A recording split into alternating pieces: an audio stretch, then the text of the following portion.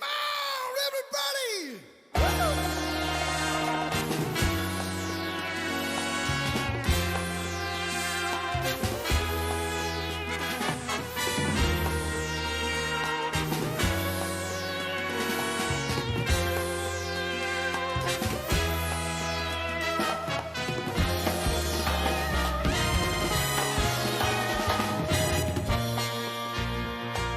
Walking Mr. Sunshine. Na na na na na na na na na, Katamari on the swing. Na na na na na na naなKatamari on the swing. 今始まるよ君と僕の未体験アドベンチャー。スカイ照らしてよお日様は僕らのスポットライトさ。おスマイル聞こえるよ都会のシャレたスイングビート踊ろうよ。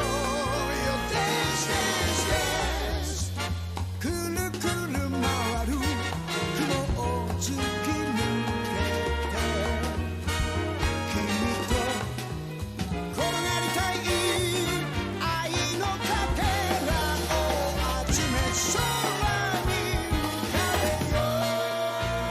Yeah, how can miss the sunshine?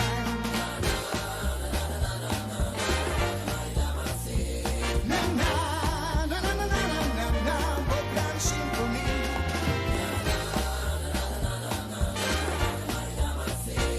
なななななななな弾けるファンタジー。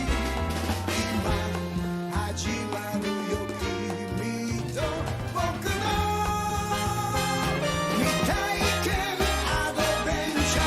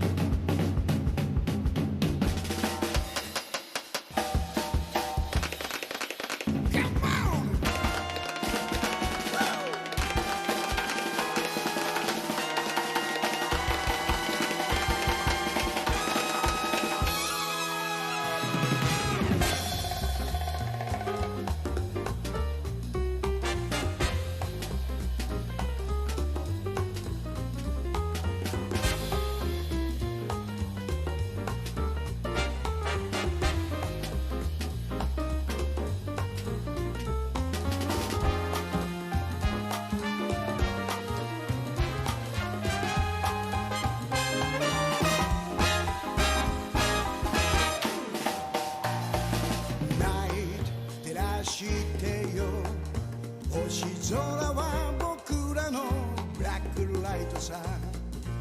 タキシードシャレして踊ろう僕らのリズムで流行りのステップステップステップ。風切って回る視線は国づけさ。君と固まりたい二人は運命の中に巻き込まれたんだ。Oh yeah, how can miss the sunshine?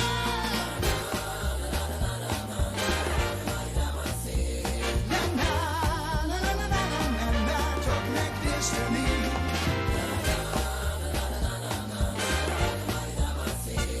ななななななななやっぱり I love you。 今日もどこかで出会い生まれる愛に焼けた花。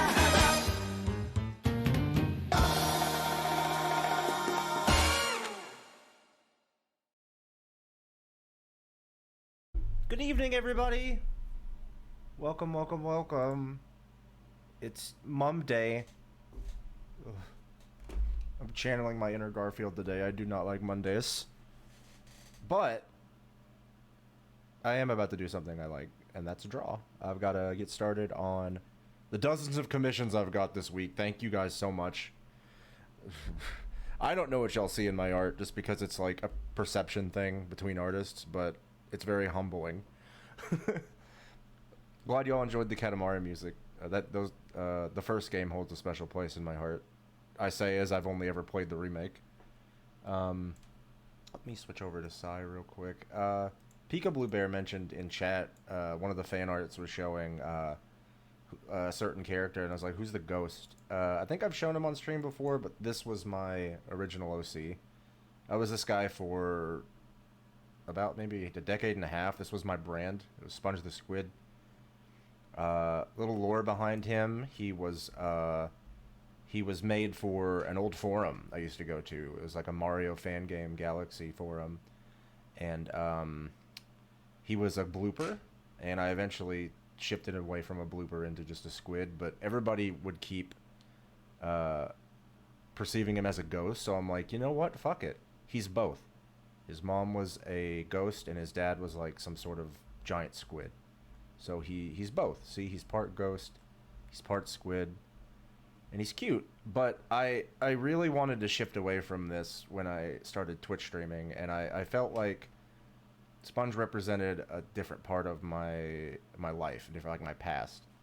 And I didn't want to get rid of him because Lord knows if you get rid of your handles, who's going to take them and do what with them. So my side blog where I post plush is Sponge the Squid now, if you want to check that one out. But yeah, that's a good sort of rundown to answer your question, Pika Blue Bear. Gosh, y'all are sweet. Thank you very much. Splatoon Halloween DLC look fun. Josh, you guys are nice. But also, before we get started, I do have something else to share.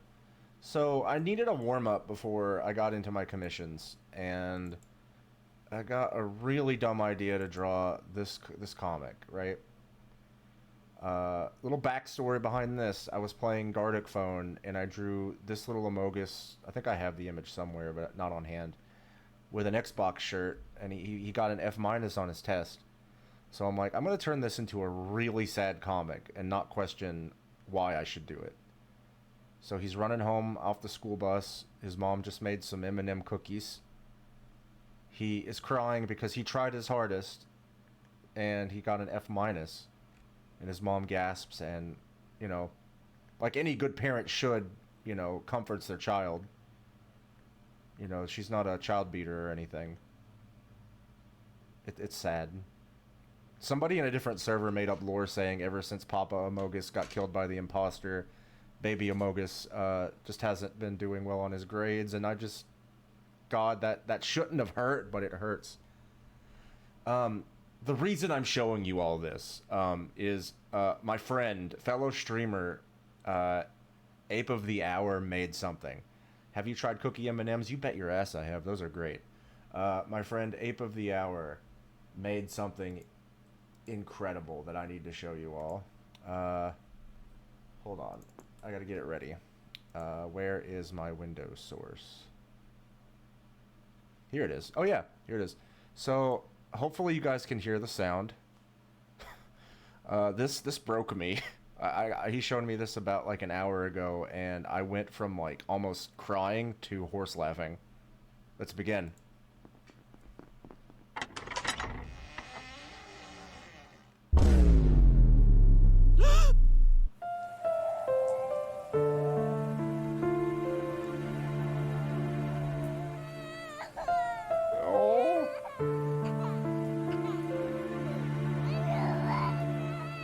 Oh, it's okay.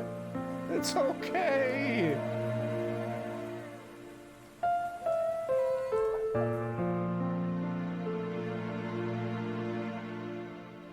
It's a masterpiece.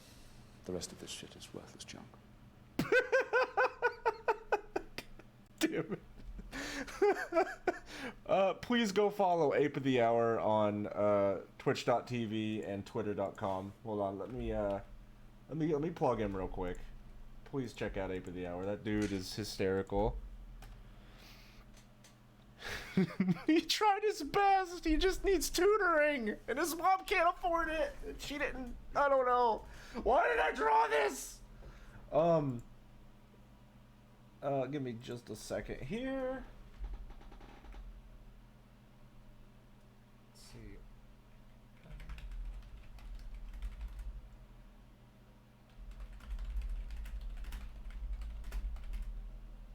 Sorry, I was checking a message on Twitter. I should probably check those later. Commission. Had to make sure I followed up with somebody.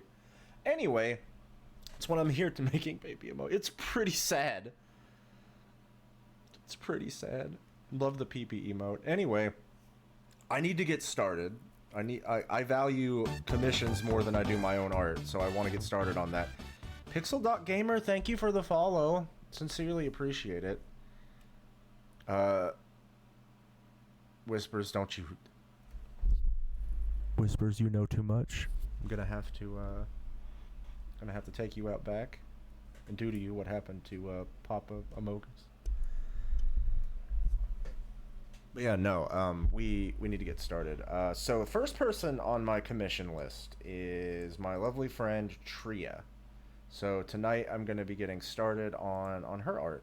Hopefully I can get it completed in time to get started on more, but I'm going down in order of people who had commissioned me. I figured that'd be fair. Let's see. So I need to pull up some references because she has a lot of art, and I want to do the character justice. Most commissions I do, I'd like to do that justice. But I also want to get some music. I like having music in the background for art streams, and right now we have none. Maybe I could go with Katamari, because I was doing that earlier. Let me find the whole OST, and I'll put it down real low. Let me know how the volume is for the music, if I should turn it up or turn it down. Haven't watched Chicken Run since it was released. Chicken Run is no joke, unironically a good movie. I just meme on Babs because, one, it's funny. Two, I have a sentimental plush I got from my aunt as a kid of Babs that I love. And three, Babs is bae. So, anyway. So, Hippie, want to tell us what dark magic you possess to keep reviving franchise? Okay, yeah, I guess before I get started with art, I should bring this up. Whispers made a good point. And this wasn't the first stream I brought it up, but last couple streams ago, I was talking about how Disney shut down Blue Sky Studio and how they hid it under the guise of, well, we can't afford to run 3 animation studios during the pandemic. They opened up another one 6 months later. So, it's because Bob Chapek's a bigot. But anyway, I'm not getting into politics. My point is, Blue Sky got shut down, and the movie they were making next was an adaptation of the Tumblr comic Nimona, LGBT lead, and was 75% complete and just shit-canned. And I felt it was an injustice. Today, it was announced that Netflix had bought the rights to the film. They are going with the same 75% completed film and going to be completing it from there. It should come out next year, and apparently Whispers thinks I'm some prophet. So, Whispers, go ahead and put whatever you want me to talk about in chat, and I'll bring it up. No, but for real, I'm really excited. That movie didn't have anything shown about it, but there was a lot of leaked test footage, and as somebody that's kind of got like a little idea of the comic, I've never read it, I was really interested by the idea. It'll definitely be worth something when it comes out. It's got all the same writers, another company.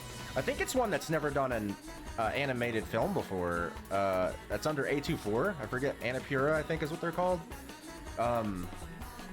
But they're helping finish up Blue Sky's thing. And conspiracy theorist Tibby here, but I'm starting to wonder if Disney and Netflix did a trade, right?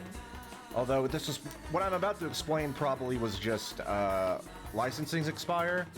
Or maybe not, I don't know. But if you are a fan of Marvel, you will know that the Netflix Marvel shows recently were taken off of Netflix and are on Disney Plus. And I can't help but like wonder if Bob Chapek did like a little cash money under the table thing trade for the Netflix shows, and they let Netflix have all the work that Fox and Blue Sky did for Nimona. Like, I don't think it's too fishy, but like I also just don't have any proof of that. But it would make sense, right? Yeah, it's a humbling story because like most times when you hear about a movie getting shelved, it doesn't come back. It usually sits on that shelf and no one ever sees it. I might talk about that while I'm working on art. I would love to discuss a bunch of canceled films and kind of enlighten you guys.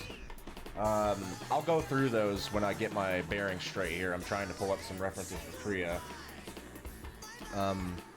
But there's a ton, and some that will never see the light of day just because, well, like 75% complete or not for Nimona. Some were like some were further along, and some were like concept stages, stuff you'll just never see. So my point is, the fact Nimona got picked up is kind of a miracle in itself. Gigantic. So you're talking about the Disney movie that was supposed to come out after Moana? It's supposed to come after Moana? Shut up, brain meat.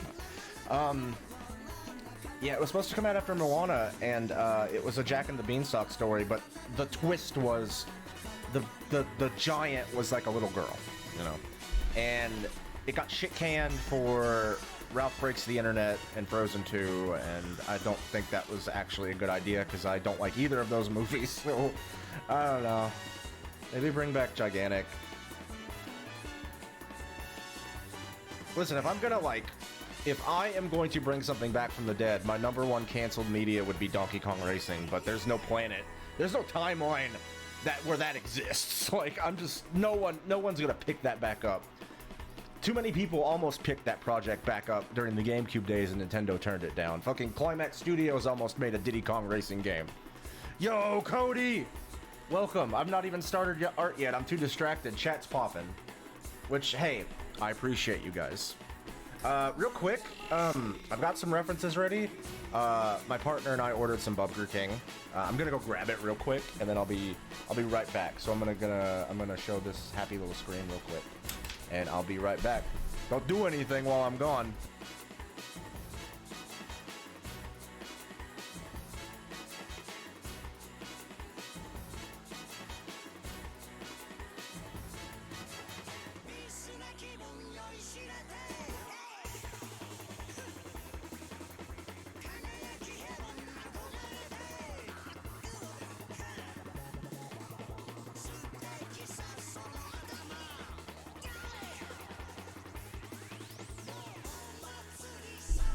I have returned. That was the quickest grab of food ever. Let me get my wires untangled here. Jeez, what am I in, a pigsty? Trick question. Treehouse. All right. I imagine the music's fine because nobody's complaining about it. So. Okay, let's see. Let me get... Okay, I got the reference. I just need to move it over to the right monitor. There we go. Yeah, I really need to. I was wanting to, like, commission a specific BRB screen. But, you know, life happens, and I've just not had the money to get that made yet. So... Oh, cool. We are jamming. Hell yeah. Alrighty. Let's see. The next thing I usually do is I just look up... I literally Google just cute poses. Like, I want to get inspired with a pose. I'm trying to think of what would be good for Tria. Oh, this one's great. Okay, we'll do this. Hell yeah. Hell yeah. I want to play more Katamari games, but I just never... I never had any consoles that, like, had them growing up. I'm one of the few people you might ever meet that never had a PlayStation 2. So I... just never played them there. I had a 360, but I never got, was it Beautiful Katamari or We Love Katamari? I think it's Beautiful Katamari that was on Xbox. Never got that. I should have.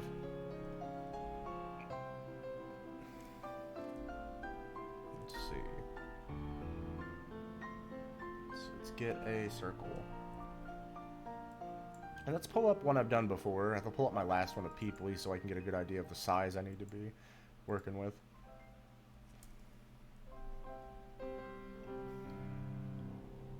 Let's do a little... Let's make a little chibi trio.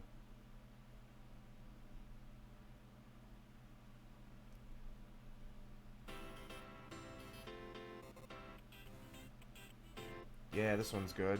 Shiga dump. A funky dump. Crazy lyrics. But really good song.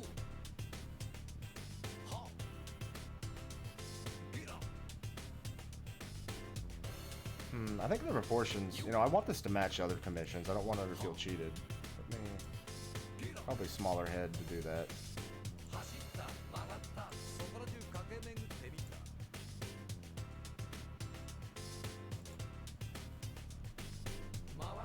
The yellow submarine.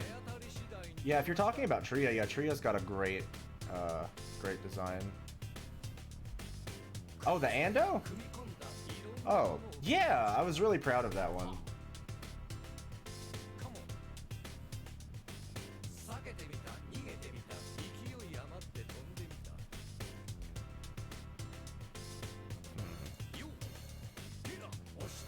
Legs are a little short. Perhaps. That's what I'm doing. Something for any new people watching me draw, you'll learn that I usually am just tearing apart my roughs to get it just right. Heck yeah, dude. I'm glad you enjoy it.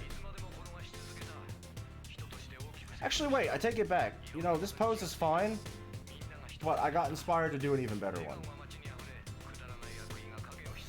This happens a lot too. This happened when I was drawing Peeply. I didn't stream that one, but I absolutely started with a different pose for Peeply and ended up just completely getting rid of it. God, you guys are too nice, thank you. I mean, I guess I should believe it, right? You guys wouldn't be here watching me if you didn't like it. So like, I don't know. It's like I said, it's an artist it's a perception of an artist thing where like I just don't see it because I see all my flaws. But I get it. I get it. Y'all are valid. Just because I don't see it doesn't mean it's not there. Yeah, here we go. This is a much more elegant pose. This is going to be one I think that fits Tria better.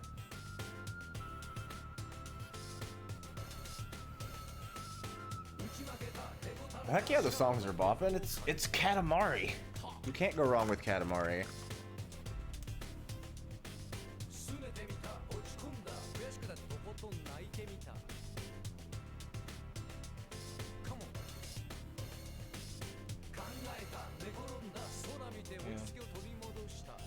I'm literally just looking at like a rough chibi reference for this, so it's like, you know, trying to get an idea of what to do. I mean, that's what those are there for, right? It's not like I'm stealing art. I'm just like trying to get inspired. Like back when I first started like drawing on Inside, I would pull up like art references and stuff to get an idea for poses. This is just something I've always kind of done. I think it's normal. Only time I would consider like stealing art is if like you're tracing. Like that's literally just, dude, you're literally just stealing art. What is Katamari? You can't tell if you're being ironic. Are you being ironic, Whispers?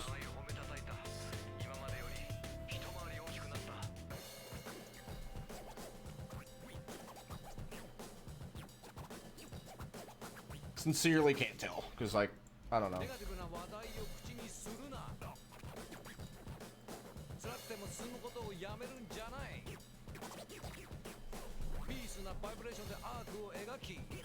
Also, I just noticed, Duckmado, thank you for coming to the stream.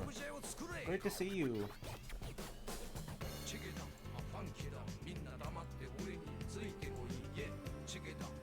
Oh, you genuinely maybe don't know? Okay, I could not tell, so that's why I asked. It's a popular game series from Namco that started on the PS2, where you roll a ball and just kind of roll it into stuff. And it's got great music, great vibes. Super creative. Excuse the chewing. I'm starving. Yeah, it's the little Roly dude. That's where this music's from. That's why I was like, are you kidding? Because like I feel like everybody has at least seen The Prince, which is the Roly dude you referenced. I feel like everybody has seen The Prince.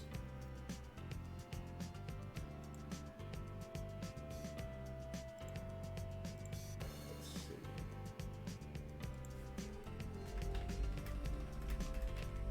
Alright, where did that reference go? Because now I was looking at the art, but I need to actually look at Tria's drawing. There it is. She has a very cute design. This will be fun. Okay, let's see. Yeah, not to be confused with that. That is a William Joyce creation, which I could tie that back into Blue Sky with Nimona, because like William Joyce made a movie for Blue Sky. It was Robots, which probably one of the only other Blue Sky movies I like. I think there's like 3 or 4 Blue Sky movies I enjoy. Ice Age, Robots, Peanuts is harmless. It's good, really good animation. And Spies in Disguise was a good one to go out on. Believe it or not, that movie's not bad. You think it would be, but it's got pretty good action in it. Love Robots. Robots gave us one of the best things I've seen on the internet, and that's Big Weld, so, like, I can't hate Robots, right? I drew Hibby ASAP is very... Aw. Yeah, you did! You did! You were actually... You got dibs on being the first to use the art hashtag, so... Congrats to you, Whispers.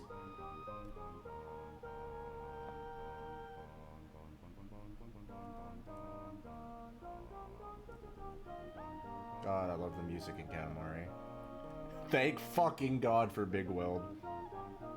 I remember I was showing my partner, one of my streaming partners, Big Nose Bug, and we were waiting for a stream for somebody to redeem the Big Weld thing, so Big Weld clip would show up. I was like, you need to see this. This is the greatest thing I've seen a Twitch streamer do. They've got a Big Weld redeem. Fucking Big Weld. Once I figure out how to set up redeems, I'd like to do stupid stuff like that for you guys. Maybe like a Babs redeem or a Snorkel redeem. Okay, let's see. Something like that, I think would be cool. But I got a lot of stuff to figure out still. Big Chungus Weld. Bug has some, no doubt, Bug has some of the best, like, assets, Twitch assets, and, like, redeems I've ever seen. She and Mott deserve all the success. They are super talented.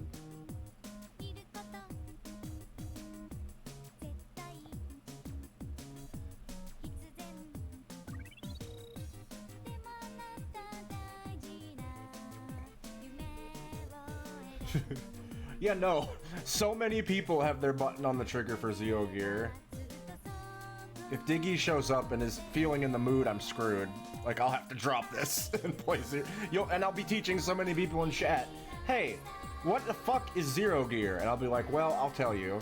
And it's this awful physics-based kart racer that's on Steam that my friend group and I were obsessed with back in the day.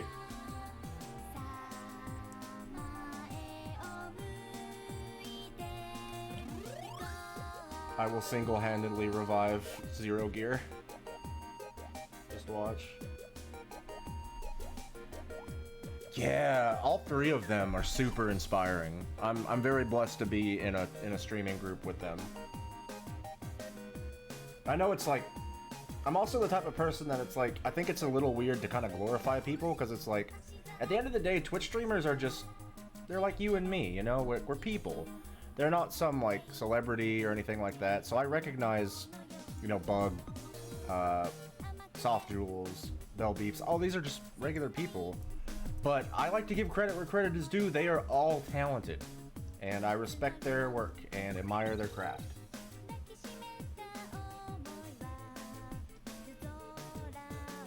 Diggy is maniacal. Yeah, wherever the fuck Diggy is, he is maniacally laughing.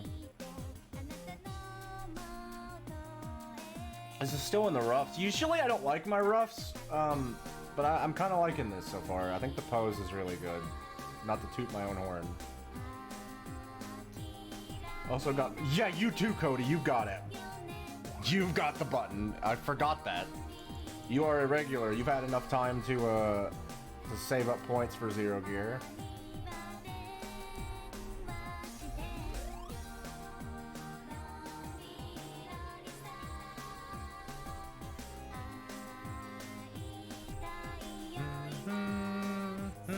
I think Rolling Star is probably my favorite track in Katamari. It's my friend Seth's too. This one makes him cry, and I totally valid. I see why. It's a sad song when you know the context.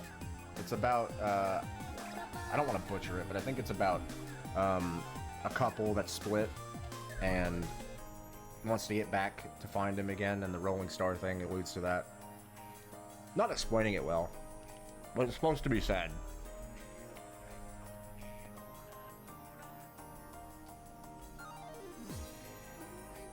God.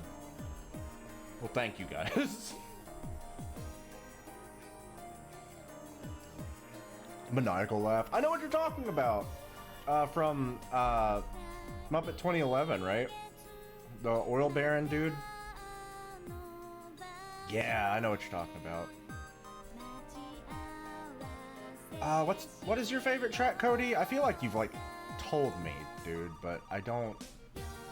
I might have the memory of like a fucking, I don't know, of a fucking fish.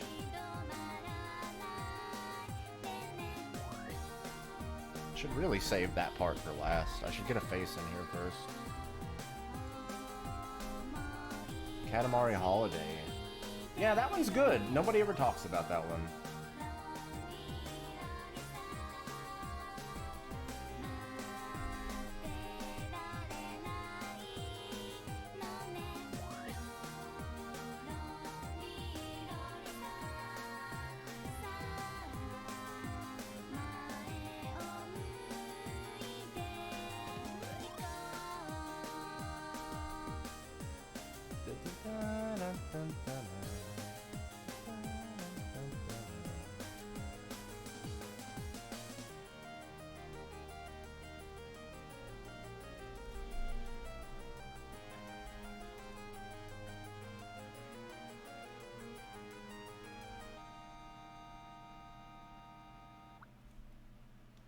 Oh, that reminds me, when we were talking about game songs the other day in stream, I completely forgot about Sonic music. Dude, I was talking about this to somebody the other day. I think it was my partner, because they're not too familiar with, like, Sonic outside of childhood. There are so many Sonic games, and you're valid for liking any of them, really. Because Sonic games can wildly differ. So, like, you know, your opinion's your opinion. But a fact is that all Sonic games have good music, unless you're Sonic Chronicles: The Dark Brotherhood. You don't count if you're Sonic Chronicles: The Dark Brotherhood. You don't have good music. But if you're any other Sonic game, you have good music. That's not my opinion, that's just a fact. I'm sorry, chat. Oh man, any music from Mania is just incredible, right? Any music from Mania just fucking rules. I think my favorite is, something Madness. Metal Madness, I think, is what it's called. That one just, oh, the vibes, dude. It's not even just game score or fucking themes. The hell Sonic Forces. Yeah, no. Even that game with its butt rock. It's good music. Fucking Infinite's theme rules.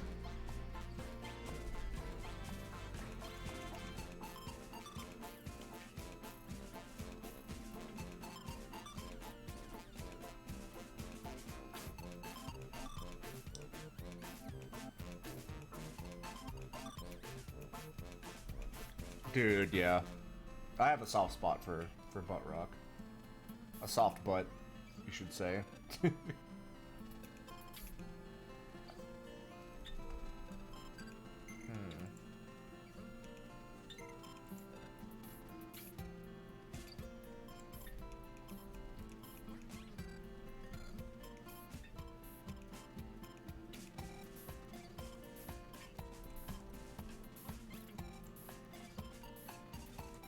Tell me you don't listen to like Breaking Benjamin or some shit and want to work out and come simultaneously.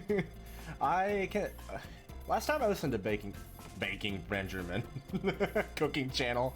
No, Breaking Benjamin was like high school. But boy, did I like Breaking Benjamin back then.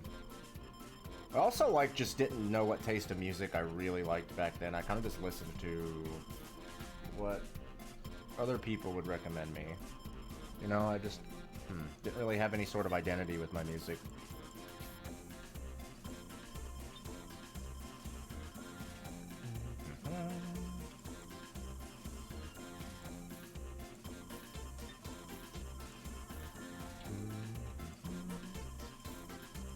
What about the eye feels wrong? Might be the pupil placement. Baking Benjamin. Baking bad. Jesse, what the fuck you done to Benjamin? Hey, yo, Mr. White, check it out. I'm Baking Benjamin over here, Mr. White. Jesse, what the fuck? Jesse, we have to fucking eat. Not a big fan of like this face, and it's got to do with the eyes. I've still got a lot of work to figure out here.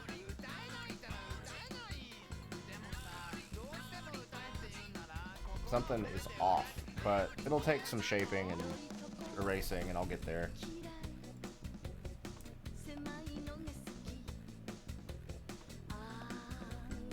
Because right now it's just not there for me. I want this to shine, and right now it's a little on the uncanny side for me.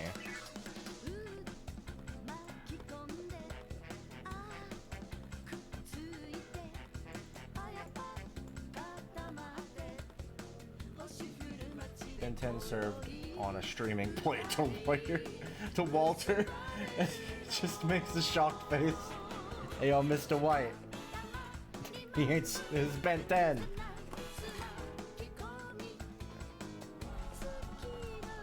I think it's got a lot to do with the face shape. I think it's this right here that's looking a bit fucky. Karimari Mambo, this one's good.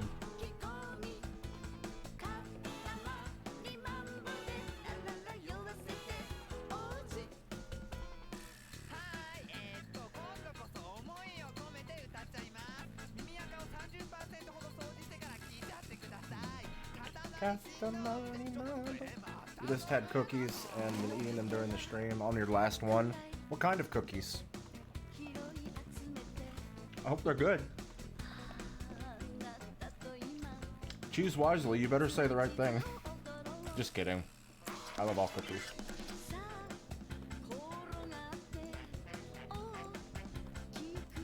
Let me,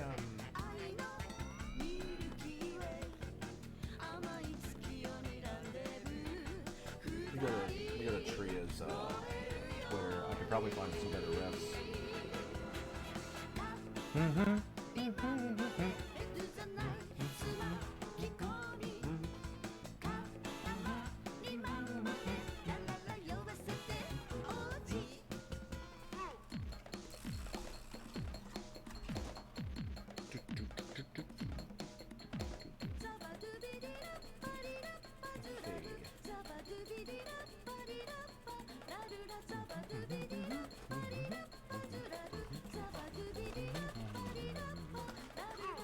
Oh yeah, no, that's cute. I could use that as a ref.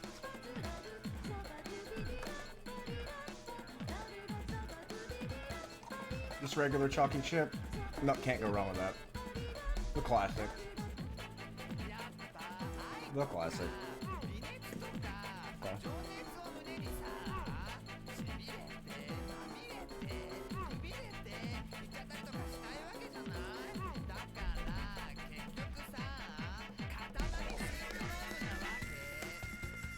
I really want to get these eyes right. So let's see. Right now they're just not hitting.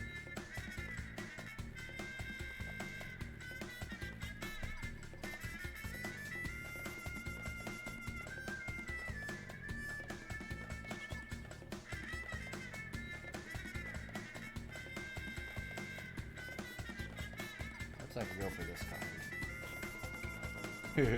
Maybe. Yeah, maybe. Maybe. Have you worn wigs? No, I haven't. Will you wear wigs? Maybe. When will you wear wigs? Fucking sorry. I love that Elijah Wood interview. Actually, you know what? I think it's got to do with symmetry with these eyes. What if I just? It's my own art. So what if I just? What if I just? Oh, I have to fix this. But what if I just? What if I just do this?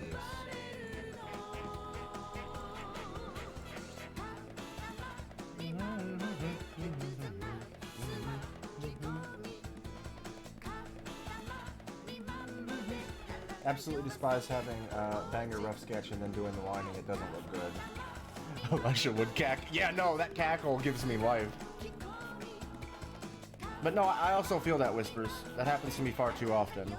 I end up doing a couple roughs. Like, here's another rough, for example, I'm doing over this rough to really kind of get the drawing down. Right now, it's the face isn't coming together for me. And I'm trying to figure out just why that is, you know. But I'll get there. I think it's got a lot to do with the shape. The shape of the face. Make it a bit more round. Maybe go with like this kind of mouth. Yeah, that's more Tria. Let's give her nose. Ooh, I love this track. This will be a close second for me.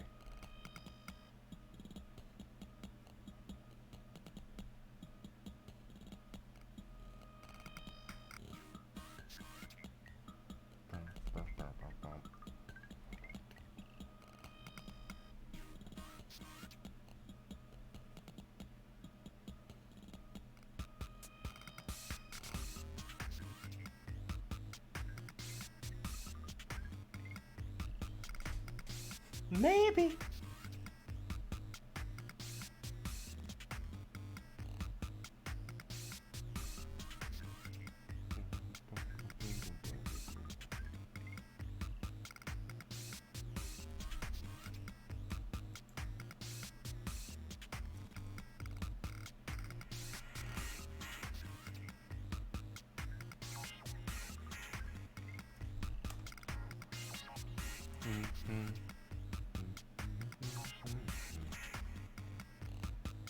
Oh yeah, I mentioned early in the stream I should just talk about some canceled projects, right? Like, I have a lot of knowledge on that stuff. Maybe I could teach you all about some things. So after Nimona, I think my most like wanted to be revived animated project is DreamWorks' Me and My Shadow, which is a film that was gonna come out in the 2010s. It was gonna be mostly CGI, except there was the main character's shadow. There's like a shadow world, and then like our world, and like the shadow world there would have been a shadow version of the character that would have been completely 2D and like drawn on like onto like the CG. So like think if you've seen what's a good example? You've seen Moana, the tattoo that Maui has, how it's like 2D drawn on 3D model. Think like that, but like the shadows like casted all over the 3D environment, and it seemed super ambitious. I think now is the time to bring that project back. Now that DreamWorks is experimenting with different art styles, because that movie with like a Spider-Verse styled art style would just be like, oh my god, give it to me, you know, just like that just sounds incredible. I hope that's one that DreamWorks revives, because like, interesting fact, this Puss in Boots movie that just got announced, that shit's been in development hell for like a decade, you know, like that shit's been a thing that's been tossed around and put on the shelf a few times. Oh my god, check it! Check Twitter! Oh my god! Yeah, no, that's one I would really love to see come back. I would love to show some of it, but I don't think you're allowed to really share any of that footage. I could probably get in trouble for doing that on stream, so just Google me and my shadow, and you should be able to find it, right? I'm always bad with like anime hair. That seems to be a weakness of mine. It's another good one. A lot of DreamWorks movies. One that was gonna be called God, what was it called? It's on the tip of my tongue. It had like a Bilby as the main character. Let me look it up real quick. It was Bilby. It was based because there was a short that was saved from it.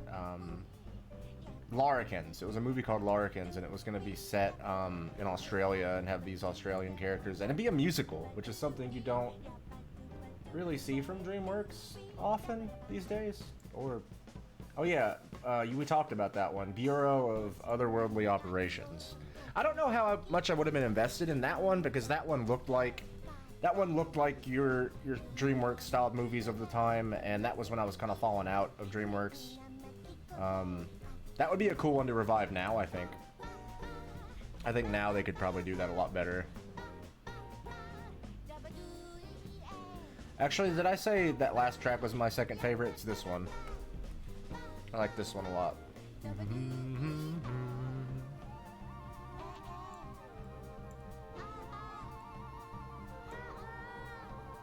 Yeah, Larrikins would have been good, or at least would have been good for the I would have loved to hear the music. There's a clip of like an alligator or crocodile singing from that movie on God, YouTube probably, maybe Dailymotion. They don't give a fuck. You could probably find that there. Just look up Larrikins. Good luck trying to spell it. I don't think I can. That was one. I think I brought it up. Somebody brought it up on stream. Maybe it was Whispers. Was Newt, Pixar, one of their only known canceled movies. So Newt was going to be a film after Toy Story 3, and the premise was a the last male blue-footed newt is put into captivity and forced to mate with the last female blue-footed newt, and they hate each other, and then adventure ensues, which is the exact same plot of Blue Sky's Rio, but with birds. So Pixar caught that, and they were like, oh shit, either Blue Sky stole our idea or we had the exact same one. So they just canceled it because Blue Sky was already doing it. And then now Disney owns that, so it's like, kind of makes me wonder from like a big brain thing. It's like, how much of a long game were they playing with Fox? Maybe they're like, maybe we shouldn't make this movie. We're going to own something eerily similar in 10 years. I know that's not how it works, but it's like, Rio's okay. I don't really like Rio that much. You know, you're valid if you do. It's not one of my favorite DreamWorks Blue Sky films. Gotta give that to the 4 I mentioned at the beginning of the stream.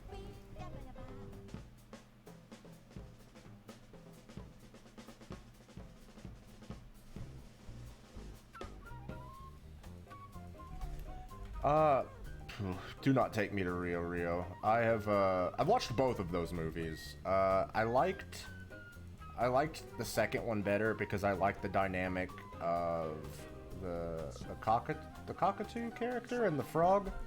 They had a good dynamic.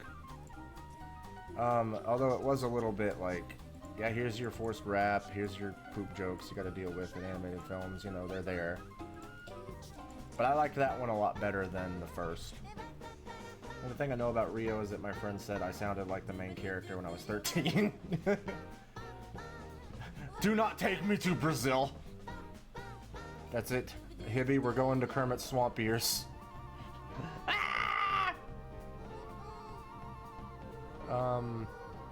What's some other canceled projects? I'm trying to like rack my brain. There was Gigantic you brought up earlier, But that's a Disney project, so good luck seeing that get revived anytime in the near future.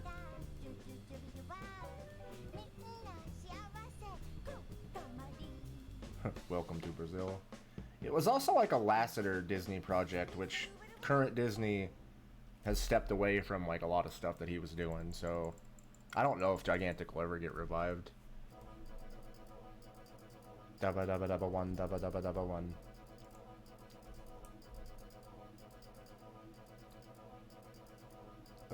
Let's see.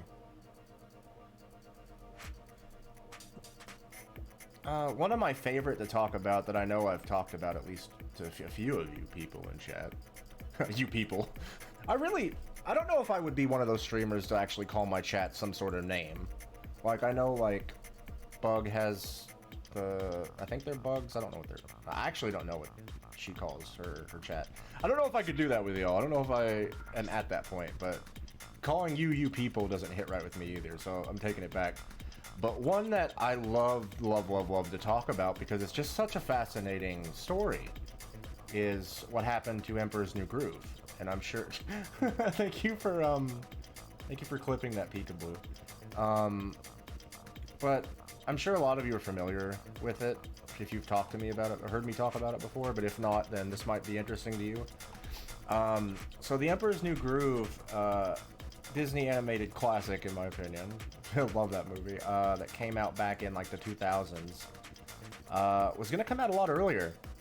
Had been in development since shortly after The Lion King blew up.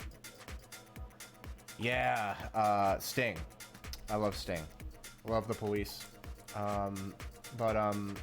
So where am I getting at? So The Emperor's New Groove didn't start out the way it was initially. It was going to be, and when I say typical, I mean, you know, I don't mean this in a negative way. It was going to be your typical Disney musical. The initial title of it was called Kingdom of the Sun.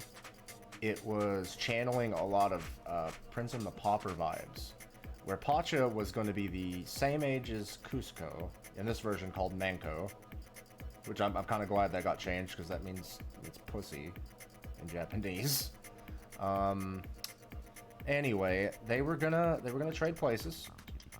There was gonna be Pacha was gonna have a cute like female llama character that would have been comic relief to Cusco when he turned into a llama. Her name was Snowball. I feel like I would have had a Snowball plush as a kid if that existed.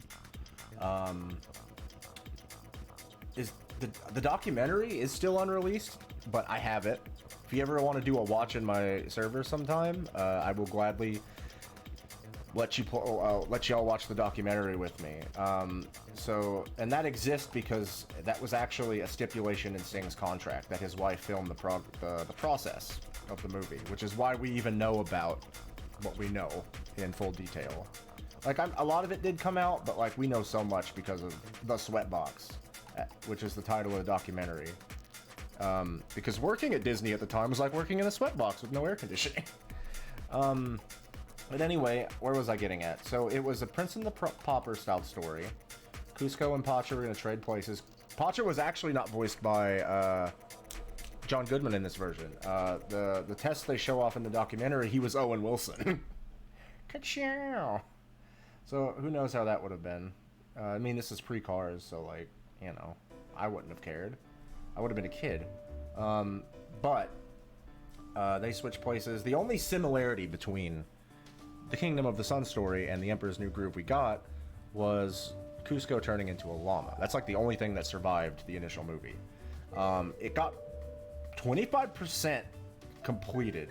Like, it got pretty damn far into development, and the reason it did was because Disney had such faith in the director at the time, Roger Allers, the man that gave us Lion King. But Disney also just wasn't liking the film. They didn't think it was working, which, you know, that could say a lot about Disney execs at the time. You know, they wanted something punchy, something funny to compete with DreamWorks. You know, maybe the movie was fine, who knows. But then again, Roger Allers went on to direct Open Season, and I do not like that movie, so maybe Disney was in the right. We'll never know. It's he said, she said thing. But they ended up bringing on Mark Dindal to be a co-director. If you're familiar with his work, he made another one of my favorite movies, Cats Don't Dance, for Warner Brothers. They brought him on to punch up the script and make it a little bit funnier. But what ended up happening is that Allers and Dindal ended up just writing two completely different movies, and their tones just didn't match. So the short story of is Roger Allers wanted an extension to get the movie completed. He wanted 6 more months. Disney didn't give it to him. They moved up Kingdom of the Sun's spot to Dinosaur. They had to get it out. They had to like get this movie out at a certain time because of like licensing deals, McDonald's, your Cokes, your Pepsis, your shit you have to buy. They already have that stuff in place. They can't push the movie back any further. And they ended up almost scrapping the thing entirely, but they gave it completely to Mark Dindal. He reshaped it into what we know, and I don't mind that. I like I said, really love the movie. I think it's very unique, very different from Disney's typical flair, and I don't know if that's the right word, but I mean, it's good. It's really good. I don't like mourn the loss of Kingdom of the Sun because I'm glad for what we got, but at the same time, I would have loved to have seen it because, like I said at the beginning, this was a musical, and Sting had been brought on board to write the music, and if you're familiar with Emperor's New Groove, he only really did the end credits song and Perfect World at the beginning and end. He wrote 5 or 6 songs for Kingdom of the Sun, and you can all find them on the Emperor's New Groove CD, the soundtrack. And the shitty thing is they couldn't get repurposed because the plot ended up getting completely retooled so late into development, which is so unheard of for movies. Like, Disney let Emperor's New Groove, or Kingdom of the Sun at the time, go on for so long without interfering because they trusted Allers, and then they just ended up not liking it. So 3 or 4 years of work just went down the toilet and completely reshaped. Eartha Kitt would have had a song. She was going to be a sorceress instead of a mad scientist. One of the bigger casualties of it is that Kronk wasn't in the film. We had initially there was a comic relief character called Huaca, which was this little totem dude, and he was going to be like the apprentice-looking dude to Cusco's character. And then later into development, he became a sidekick to Yzma. And ultimately he got cut. The only thing that remained of Huaca in the final film is at the very beginning, at the dinner scene with Cusco, when he drinks the poison. The little statue in the middle is very reminiscent of Huaca. It's a little nod to that character that did not make it into the final film. It's a damn shame that Eartha Kitt didn't get her big Disney villain number. And she almost kind of did in Emperor's New Groove. They were going to have her do a reprise of Perfect World. No, yeah, it was going to be kind of like her version of that, but they cut that. So, like, she didn't get any music in the final version.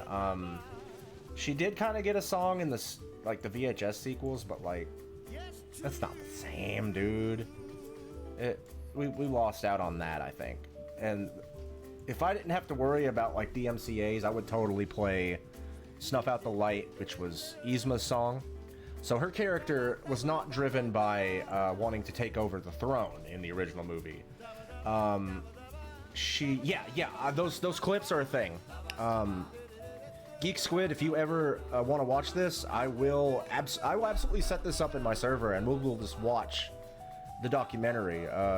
You can like hop in there. There should be a link that comes up every now and then in chat, or I could just DM it to you if you're not comfortable with that. But regardless, she was driven by something different in the Kingdom of the Sun story. She was a sorceress, and she's very old and still old character, old wrinkly.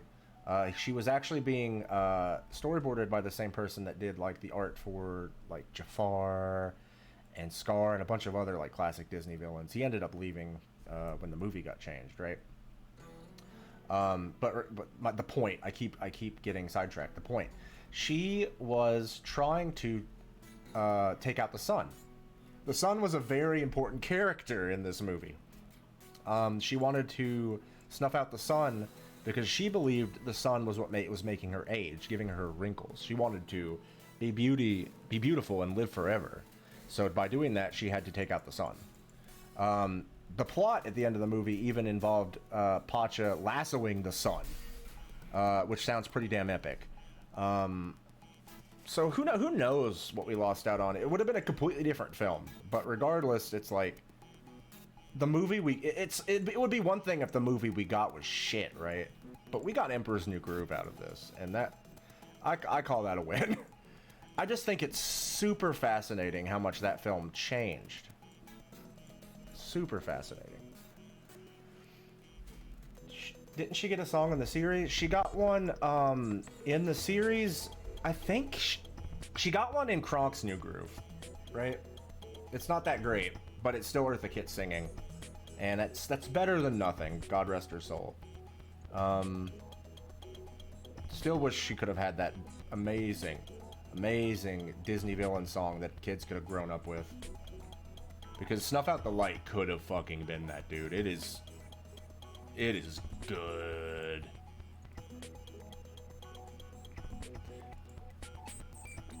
That's a project I would love to see come back too. I remember just reading she was supposed to die. When the sun gets lassoed down would have been what killed her.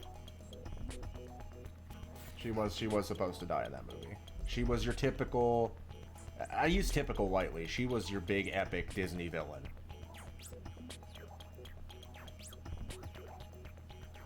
Which would have been cool to have a very like memorable female Disney villain at that time.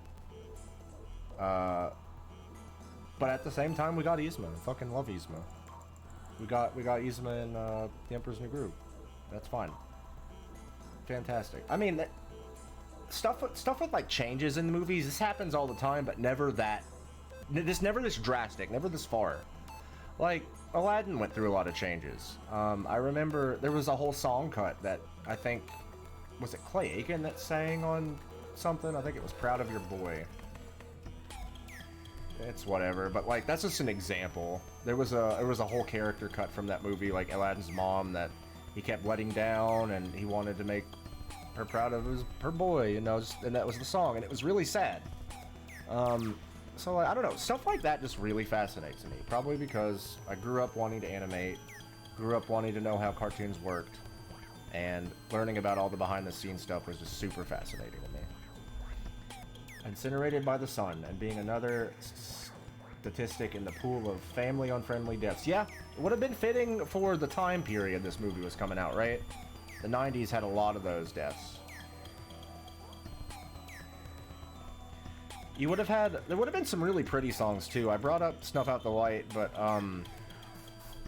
I brought up at the beginning, one of the main story elements was the Prince and the Pauper thing, where Pacha and Cusco switch places. Well, the prince is to be married in this movie, right? There's like there's a lady he has to marry, and they hate each other. Well, she hates him. But what ends up happening is that Pacha ends up falling in love with her, and the girl, I forget her name, ends up liking this, you know, emperor in disguise better. So there's this love interest sort of thing going on. And there's a beautiful song Sting wrote called One Day She'll Love Me, and that would have been a beautiful ballad. There would have been a cute song at the beginning for when Pacha's llama herding his llamas, called Walk the Llama. I think in the soundtrack they got fucking Rascal Flatts to sing it, and it's awful. But it sounds cute in the documentary. It's like, walk the llama, llama, llama, llama, take in the panorama, panorama. It's like, it's supposed to be cute, you know? But, God. Yeah, no, you can hear that song, but I wouldn't recommend it because it's Rascal fucking Flatts singing it. Wasn't there a song in The Lion King about Scar? Yeah, that also didn't make it. And it's in the musical. That happened with He Lives in You, also, which ended up in not only the musical, but into the sequel, which is a very beautiful song. Like, I'm not a big Lion King head. I respect the movie, but I'm not, like, big on it. But that song is really good.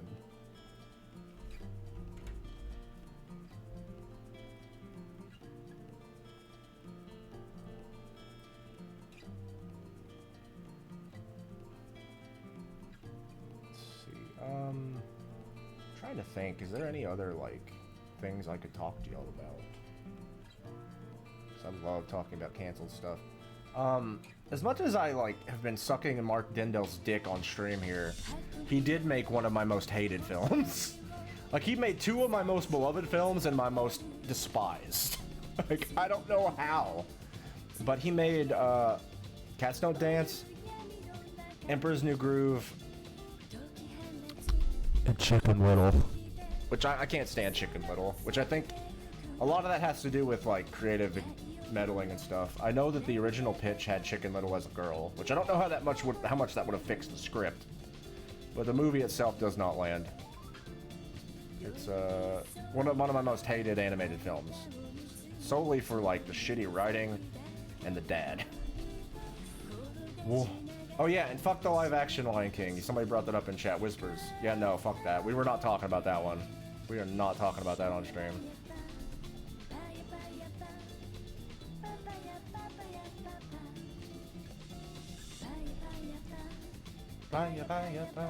This is coming together. I like this so far. Okay.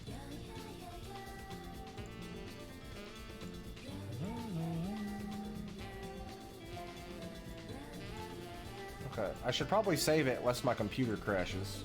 I haven't even done that yet, chat. What's wrong with me? I'm breaking the biggest rule in art. Save. I'll be... Thank you, Whispers. You have fun, too. I hope to see you again soon.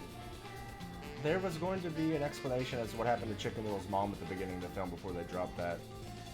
Interesting. I did not know that. I don't care enough about that movie to read into too much of the behind the scenes of it. But that's cool. I did not know that. Should I make Tria's head bigger? Let's see how that looks when I do that.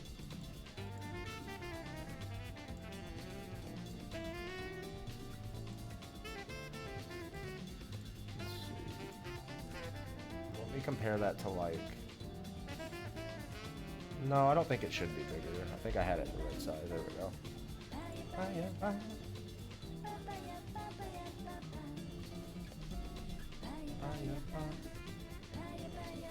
Don't forget to save. Thank you. I need to set that up as a redeem. It's a very like obvious one to do for art streams.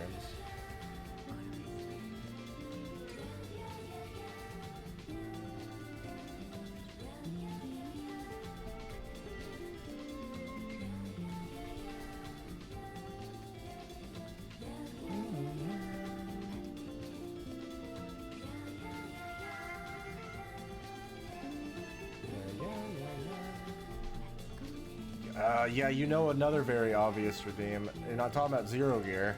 I gotta get this art done, sir. But you have your hand on the button, so it's not my decision to make.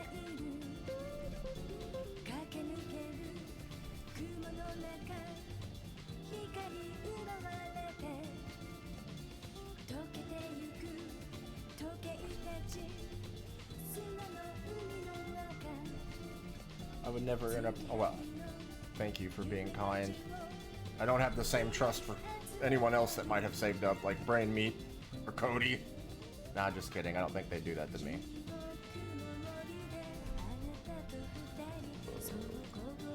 Let me think. I know of a canceled movie Disney had that they were appalled by. That they were shocked that it got as far as it did. Through conceptual phase though, actually. It was I think it was just called Wild, or not The Wild. I've just been called Wild. Wildlife. And it was basically like this adult animated movie before adult animated movies were a thing. It had this very striking visual style. It was CGI. There was I want to say it was an elephant character that was shy and ends up getting like zapped and ends up thinking she's this pop star or something. That's like a plot in it. But it was really dirty. And Roy Disney walked out from like a screening of like what they had shown. So like the style was super striking though. I think I could show that one without getting in trouble. Let me go find that.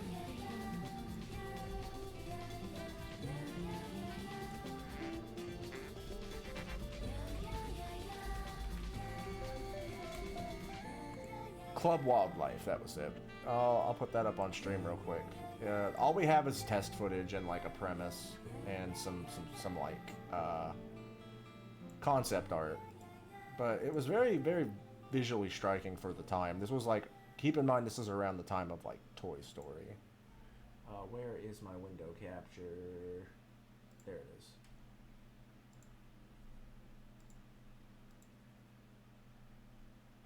Yeah, this was the movie I was talking about. It was gonna have like humans and animals in it. But it had a lot of raunchy jokes and did not make it far.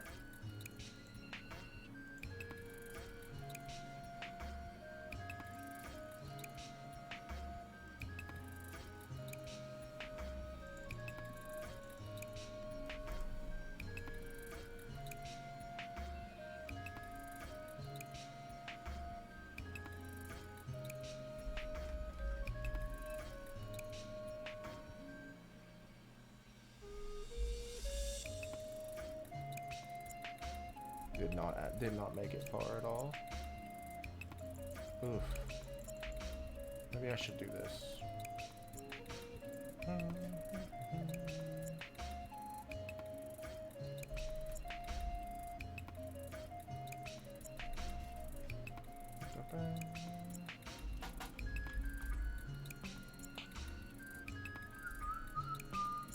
I hate how I end up drawing anime here, but I'll get it.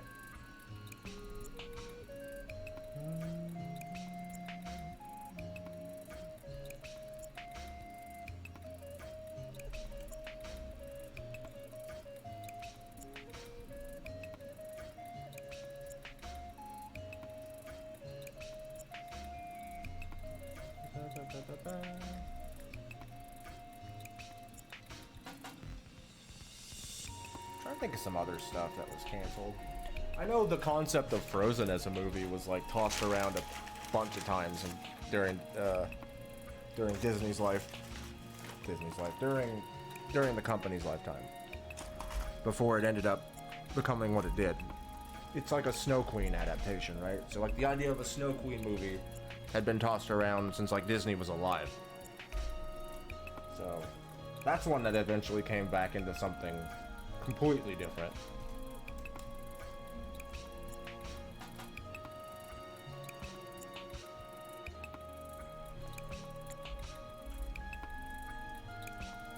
It's funny looking back. Like I remember looking at Disney's schedule, their lineup in 2012, shortly after Wreck-It Ralph had came out, and I was like, I had a friend that was super excited for Frozen before it blew up, and was telling me like this is an adaptation of the Snow Queen, and that Disney was wanting to do this years ago and didn't get to, and it seemed so underground at the time. And now I can't escape it, and I hate it because, well, I don't hate the movie, but I hate how oversaturated it is. Oh man, we don't talk about the live action adaptation of Inspector Gadget. Go Gadget suicide note.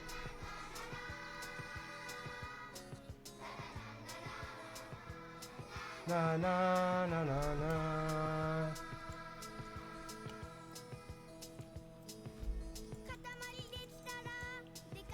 Yeah, that's exactly it, Mix. That's why it's called Frozen, because after The Princess and the Frog underperformed, Disney marketing thought it had to do with the name, and that's why Tangled is called Tangled and not Rapunzel, and that's why Frozen is called Frozen and not the Snow Queen. Because of marketing, and to be fair, that worked. Go Gadget wish for a better movie. Welcome back, Whispers.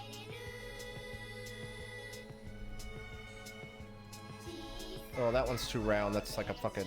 That doesn't look like a hair. It looks like a banana. Give me a banana. Give me a banana. Give me a banana. There we go. Man, the sequel's no better either. The direct-to-VHS Inspector Gadget. I should know better either.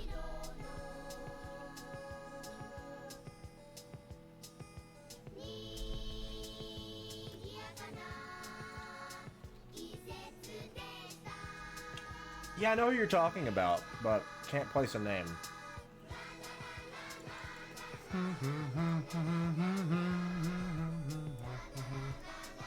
Ferris Bueller is just a fun trip.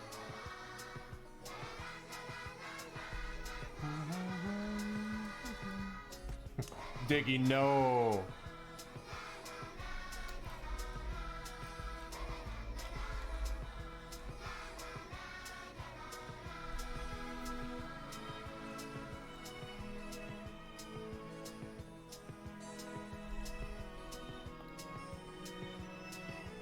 No, bad idea, Diggy. God, I haven't done a group movie since the first time we watched fucking the Cuphead show. I really should do one of those soon.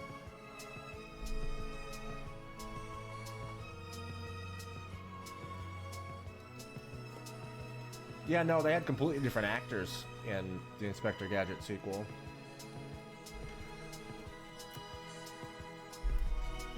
Yeah, that's a film.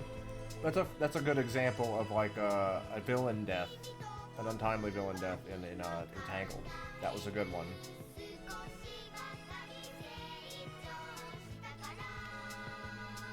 I do miss the days of Disney films having a straight up villain. I hope they go back to that in the future.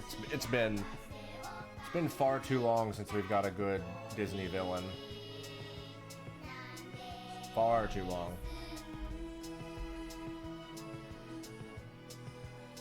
Being said, it's like, I don't know. I don't hate the movies we've gotten without him.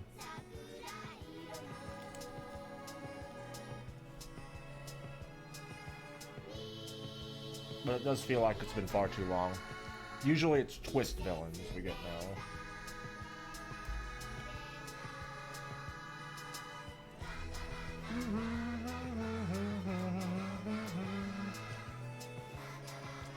Really? Now that I didn't know.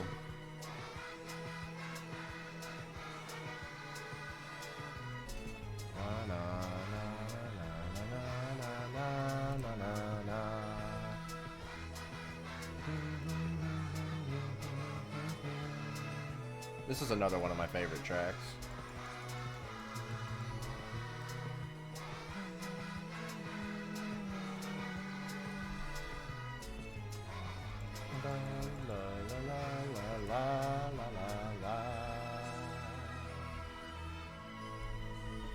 Even though I never saw the movies and saw Doug Walker review both of these movies, where the first Inspector Gadget movie was a NC review, while the second one was a Disney.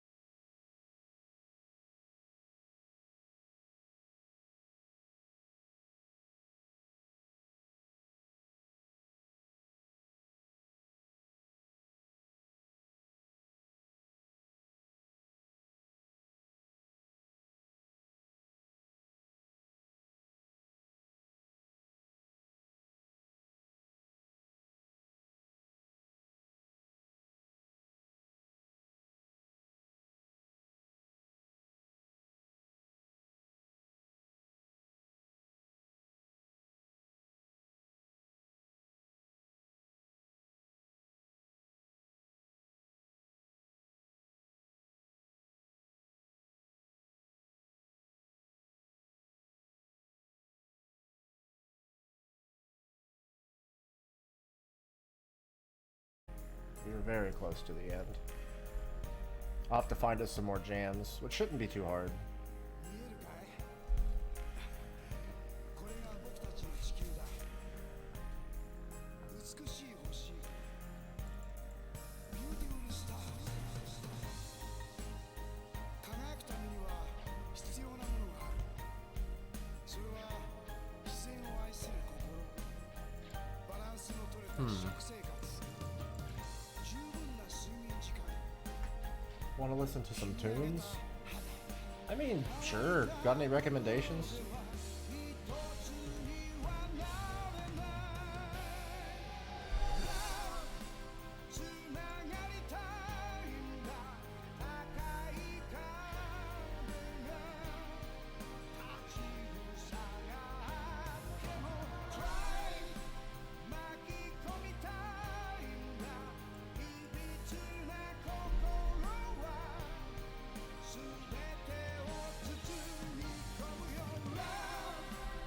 Thumb is way too big.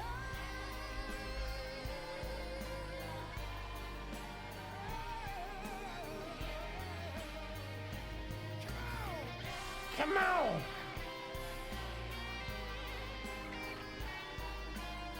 Oh, yeah! Sonic Mania? Hell yeah. Let me get that queued up. Because this is at the very fucking end.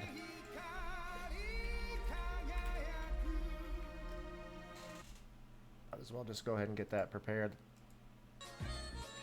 Wait, here we go. Do I want to do... I mean, that song's good, but...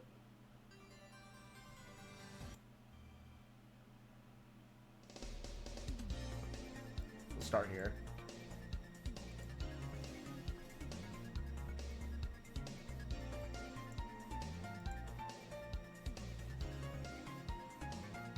I had no idea what you were quoting, so I took your words legitimately, Whispers. I am very gullible.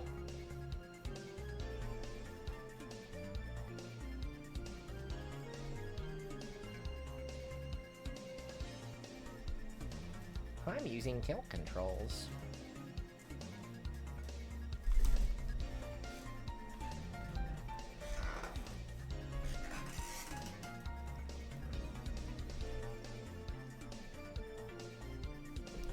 There we go.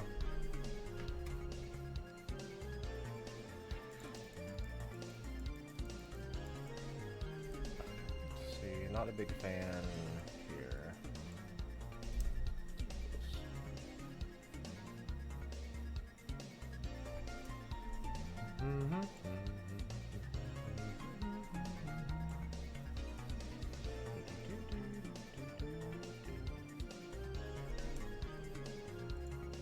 Oh no, that don't look right. I should just redraw the whole boob.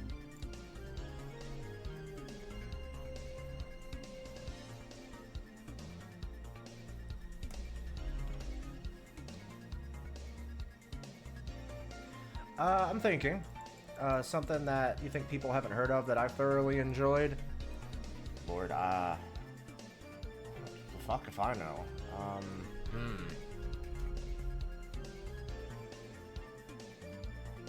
Trying to remember if there's anything out there. Maybe it's this bub. I need the boobs to be exact. There you go. Maybe.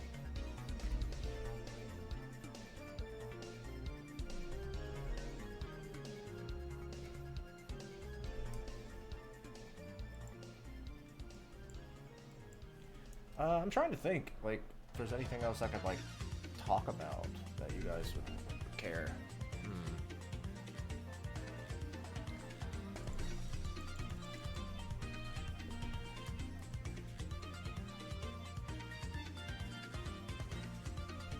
Nothing immediately comes to mind, but I'm sure something will eventually.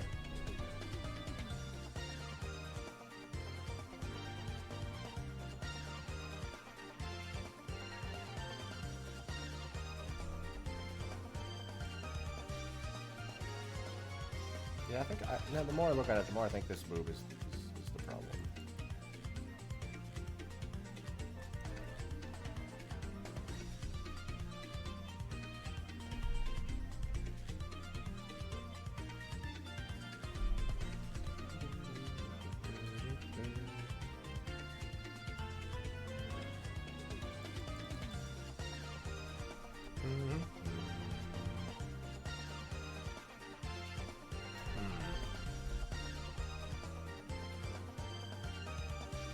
Why did that come to mind? I was trying to think of like canceled movies, and instead of that, like the Aardman's like animation studio burning down came to mind, which is sad.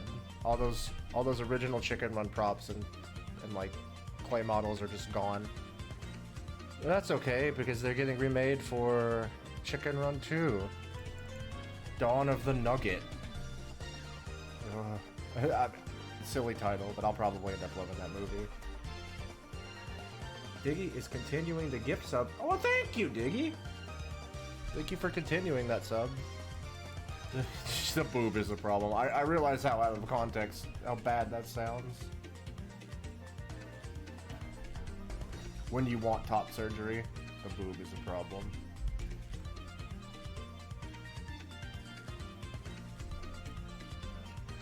Curse of the Were-Rabbit's really good. I love Aardman movies. If you can't tell, with my favorite character being Babs and all. One of my favorite fucking animated movies that's underrated is Pirates Band of Misfits. Y'all seen that one? Oh, that one's great. We should watch some Pirates Band of Misfits in chat one day. Or in Discord, I mean.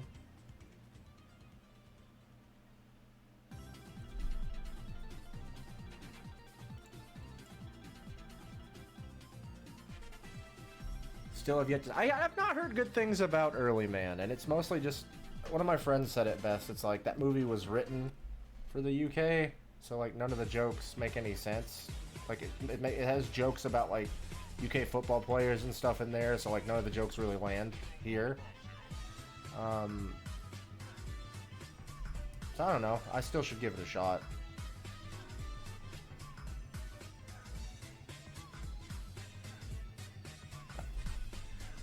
Pirates is good. I never saw that much of Chicken Run. I only saw Kid Icarus review of the PS1 game. So that is a game. I'm going to find a way to get that and play it for y'all one day. I've never played PS1 Chicken Run, but it is my duty to make that happen in the future. But I gotta save it. I had to save it for a special time.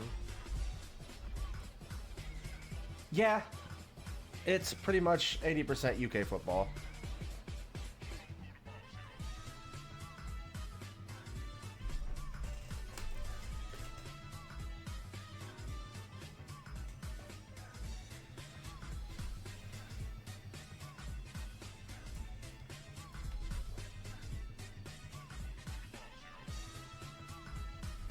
Early Man as a concept's a really good concept. It's just like, you know, it's not written for international audiences in mind, so like none of the jokes land outside of the UK.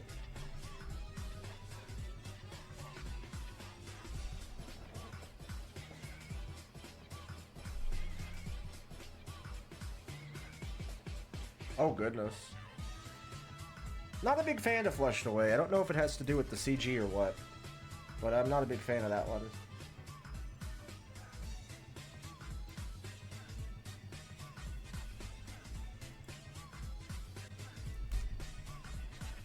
I get why it had to be CG though. That goes back into what I was saying earlier about Aardman's studio burning down.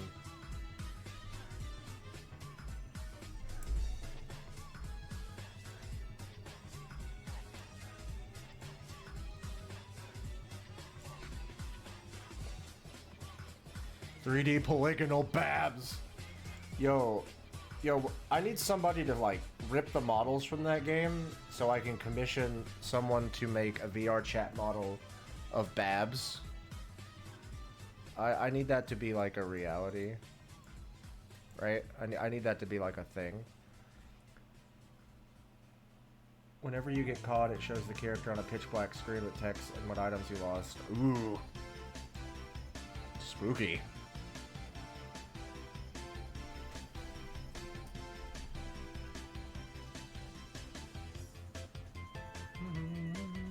I think maybe this is the problem.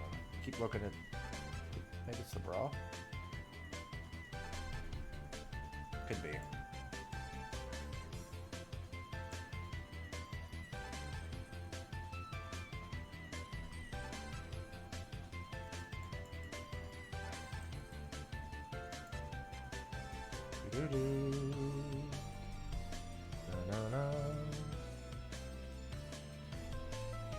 God. Watching Sonic 2 like reawoken my love for Sonic the Hedgehog again. Cannot recommend enough to anybody. If you're a fan of Sonic, go see that movie. Also, like, this has to be said because apparently this was trending today. Arlo's review of Sonic 2. My thoughts on that, it's his opinion, you know, he's completely valid to have it. I don't agree with it. I think you can find enjoyment in a movie and it not be 100% accurate to the games you grew up with. Sonic as like a media franchise to me is consistently inconsistent, right? There is no one main Sonic lore. It's like you got all these cartoons that are completely different. You got games that do completely different things sometimes. I don't know.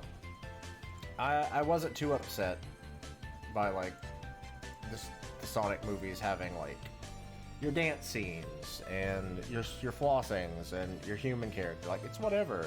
It's fun. I think they're good movies. I like them, and it's perfectly valid if Arlo doesn't. I don't think you should bully the puppet guy. I think he's really annoying personally. If he ever watches this, I'm sorry. I don't really like Arlo's content. I kind of got sick of him after a while, which, you know, it's my opinion. But I don't think people should be harassing him.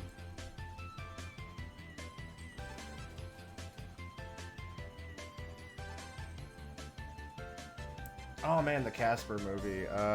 My partner could probably tell you a lot about those. Their name is Casper because of the Casper movies. They're very familiar with that franchise.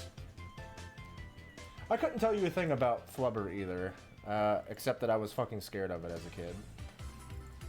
Fucking terrified me. The way that thing moved, man.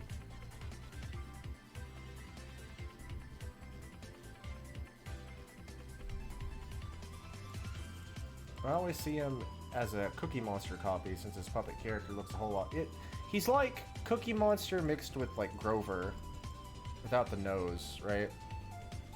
I don't know. I thought the gimmick. I think the gimmick's fine. I think him being like a puppet Nintendo tuber is fine. I just got sick of watching him because his content just kind of annoyed me, and that's just me. I'm not gonna like hate on the guy, harass him, because some people like the dude. But for me, I just got sick of him complaining about like Nintendo games and talking about Pikmin all the time. I don't know. I just got sick of him. It just wasn't for me. He's completely valid for not liking the Sonic movies, but I just can't imagine being that kind of cynical about it. But that's his opinion, you know. Completely valid. No, you don't have to like everything. That being said, I liked the first Sonic movie and loved the second one. Absolutely loved it.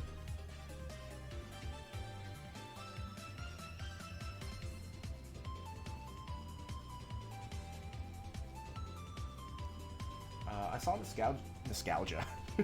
Nostalgia Critics review of Flubber, and the writer of that movie was the same writer for The Breakfast Club and Home Alone movies. Huh! Learn something new every day. Didn't know that one. Strange. Oh man, I miss... A part of me misses the days of renting out of sheer nostalgia, but another part of me is like, we have it better now. We don't need to rent video games. Like, why do I miss that? It's just sheerly out of nostalgia. There's no reason to go out and rent a video game anymore these days. You can get stuff digitally. There's game stores. Ooh.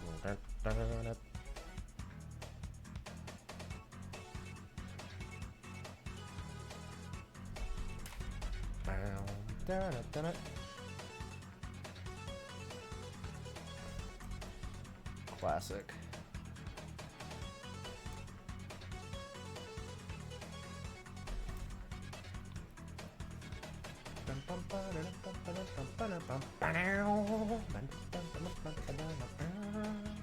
This is a good remix of Chemical Plant.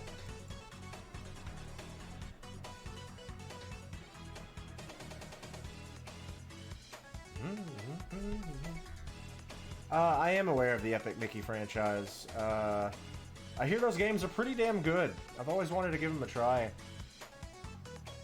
Warren Spector made those under his studio. I know that, hey, that's something I could talk about. I know that he wanted to do a lot of other video games for Disney, including a Duckverse style game. And by that I mean like in the Scrooge McDuck Duck World type of thing. Like the comics. He wanted to do a Duckverse type of game. And as a fan of those comics, yeah, sign me up. I would have loved like a big 3D platformer or some sort of type of duck game that isn't Duck Game, or I don't know, DuckTales remastered, which is fine, but it would have been cool.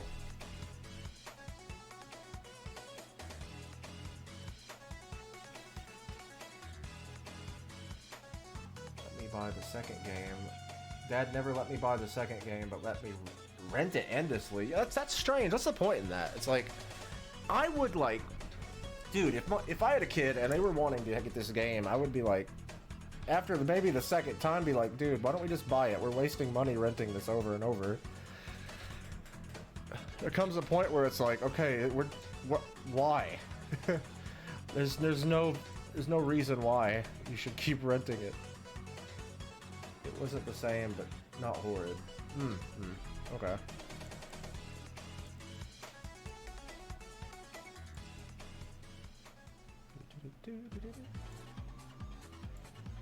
Not a big fan of the hands.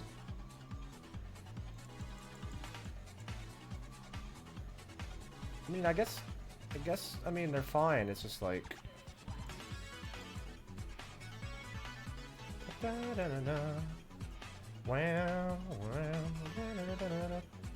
Yeah, I'll play around with them later. I swear, like, I'll look at them and see what's wrong with them. You step away from art for a few hours and come back to it, you usually can see what needs to be fixed.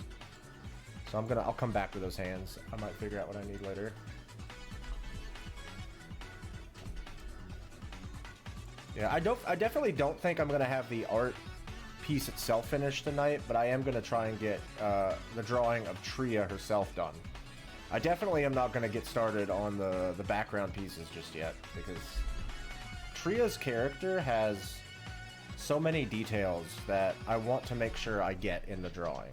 I don't want to, like, you know, I want to make sure she got what she paid for, and I want her character to look like her character and not be kind of too simplified.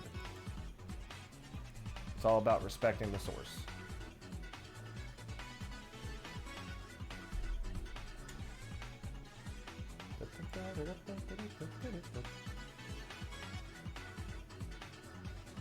That sounds interesting. I do like me some rhythm games.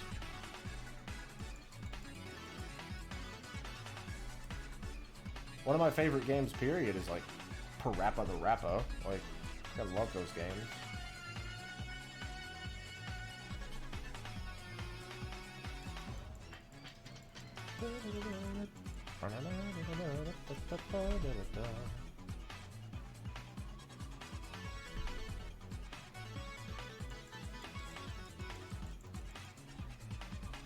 God, I was talking about Emperor's New Groove earlier and the documentary being called a sweatbox. Chat, I feel like I'm in a sweatbox. My fan is not in this room at the moment, and if it was, you all would hear it, so I kind of don't have it in there for that reason. And I feel like I'm in a sweatbox right now. Goodness.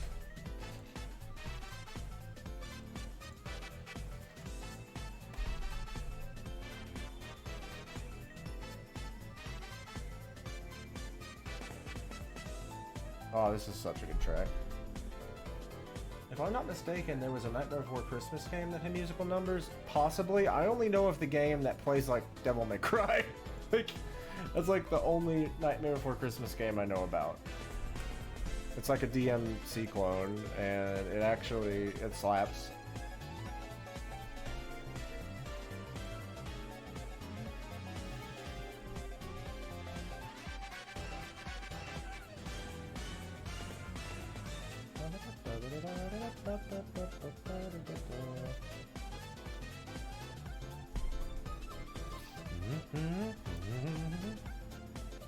The what? There is a Nightmare Before Christmas game. I think it's called Oogie's Revenge, and it plays like Devil May Cry.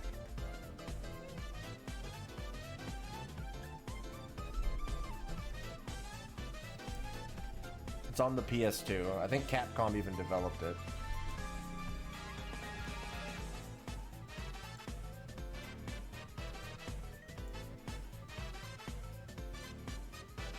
Okay, I already see something with the hands I don't like. The sleeve is too short, or too long compared to this one.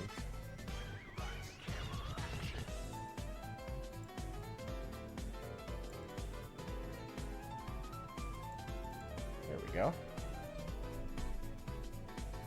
That might be the one mix. I know that there's one that is known for playing like Devil May Cry, and I think that's the one.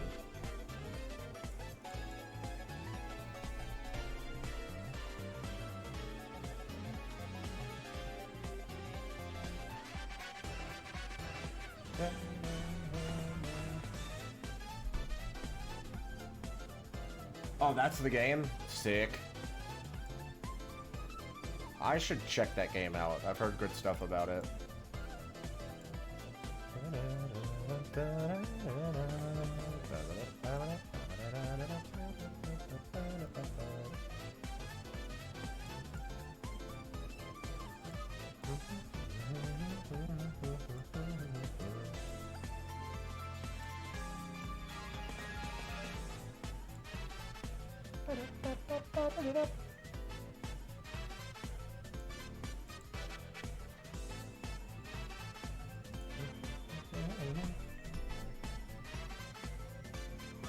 Camera action.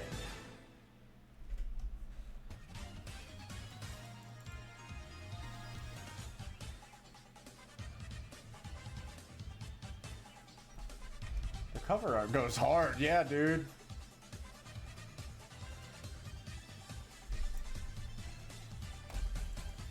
That game as a whole goes hard. I miss the days of like really fucking cool licensed games. You don't really see that much these days. That being said, I am playing Nick All-Stars this Thursday, which I consider a really cool licensed game. Not amazing, but cool. But yeah, no, I miss the days of really cool licensed games. We just don't really get them anymore. But that's with balloon. I think that happens with like ballooning budgets and stuff. It's kind of like a dying art form.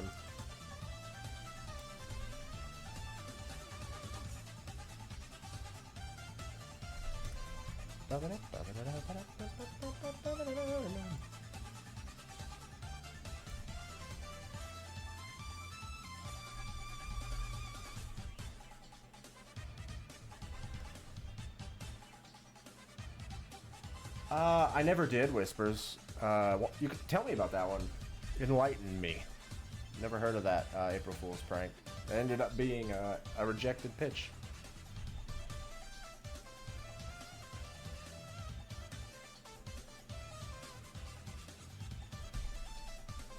Yeah, DuckTales. Like I love the world, like the Duck world, like DuckTales, the Scrooge McDuck comics. Those are really good. So like, yeah, I'd love that if they did more with that. Absolutely.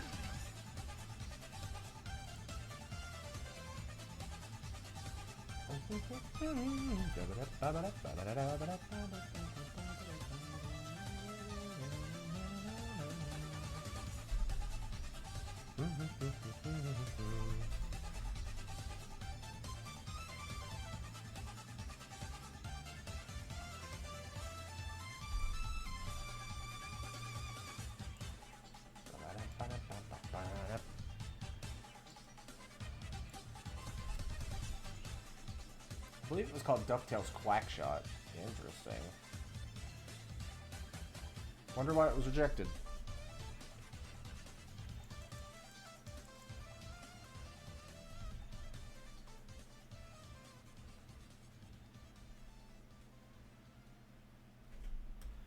Based around the 2017 reboot, which I love, but for April Fools a few years ago, they gave concept art and screen caps as a quote-unquote joke. Oh, so... Oh, it was their way to show a pitch. Sneaky. Very sneaky.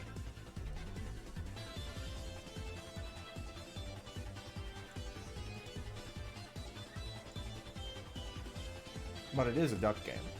That's right. Don't know when I'll be playing, like, duck game again. Or probably, like, the actual duck game I've been streaming. I usually pick that one up whenever my friends are craving to play it, so maybe sometime in the future. But I love the indie game duck game a lot. They already tried pitching it, but it was rejected, and they gave it off because it was already rejected. Yeah, shame. Shame, shame, shame. Yeah, Donald has a lot of games under his belt. I'm very familiar with those titles. Not playing with them, but I do know of them. I know of like the was it like an N64 or PS1 game that was going quackers? I think it was one of those.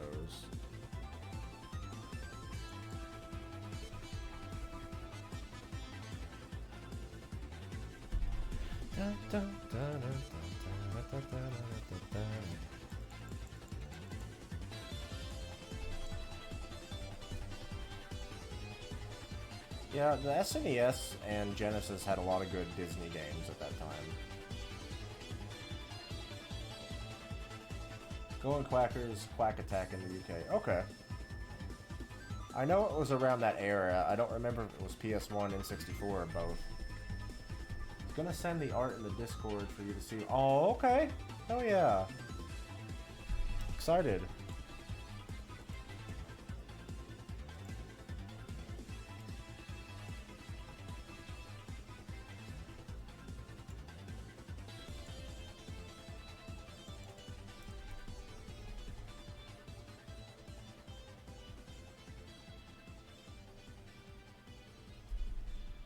Played the PS1 version. Oh, it's built on Rayman?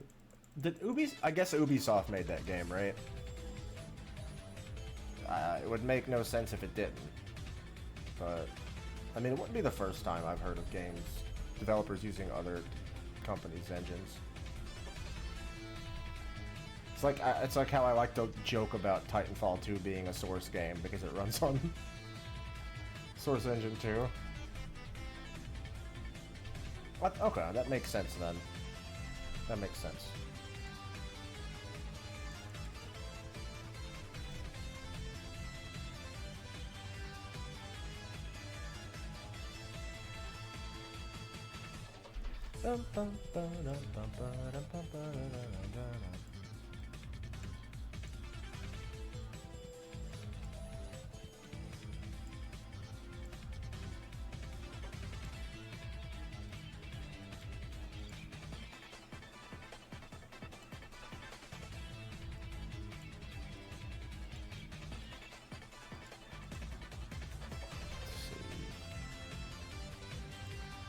We are getting there. Okay, let's see. Hands are okay-ish. Still not a big fan of those. This boob keeps bothering me. I don't know why. It's not perfectly round is the problem, I think. I think it just looks... I don't want it to look weird.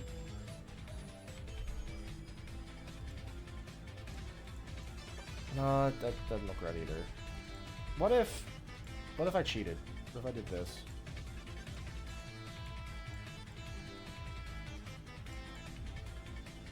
Oh, I see the problem then. So, this goes too low.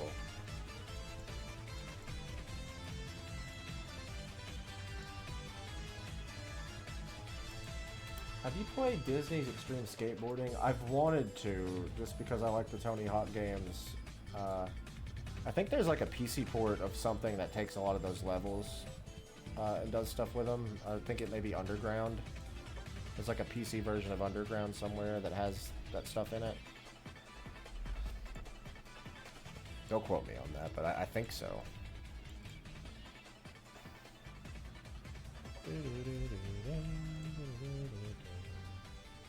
Actually, you know what? Maybe I'm thinking too hard on this. Maybe what if I just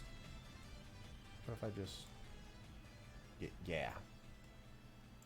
Yeah. What if I just yeah, did this?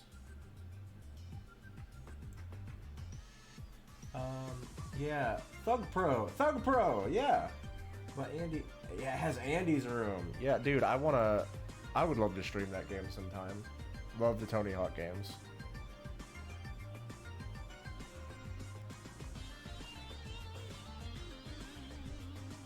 Love the Tony Hawk games.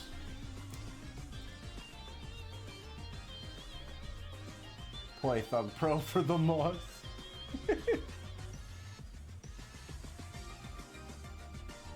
You know, it's got a big mod scene, I've heard.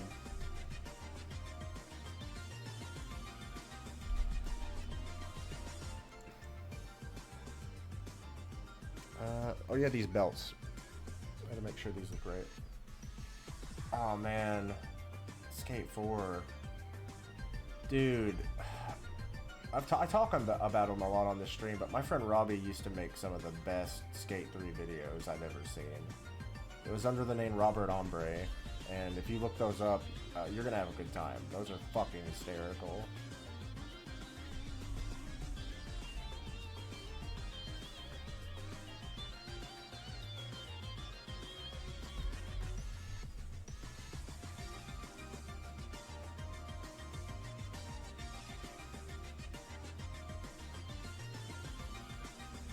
My first Tony Hawk game was Underground 2, so my favorite levels are Thug 2 levels. Valid. I think my first one was Pro Skater 2 on the PS1. I think that was my first. It was either Pro Skater 2 or Pro Skater 1. Whichever one had Superman in it.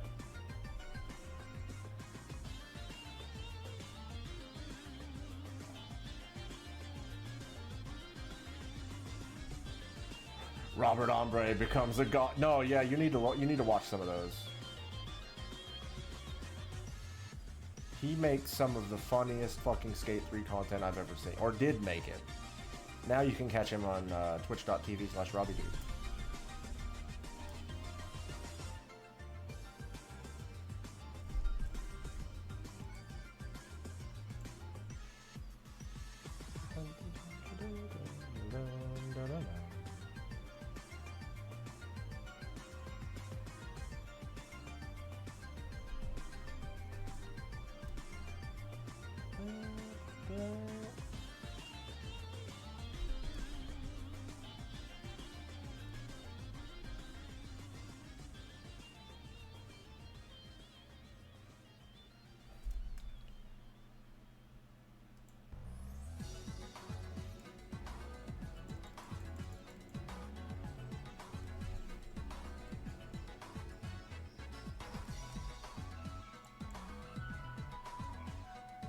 Oh yeah, the shirt has like a, I gotta do this, a button.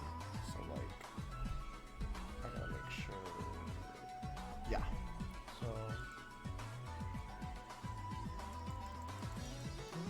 ah man, this track rules.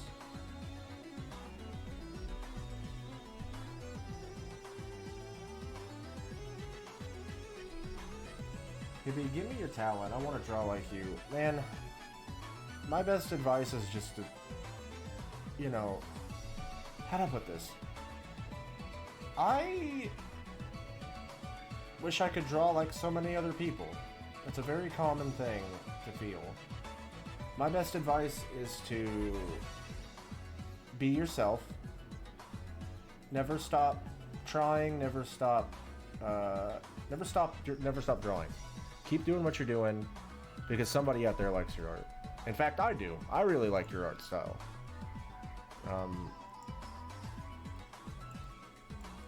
Basically what I'm trying to say is that, like, you know, you might not like what you do, but other people will see things that you might not see in your art.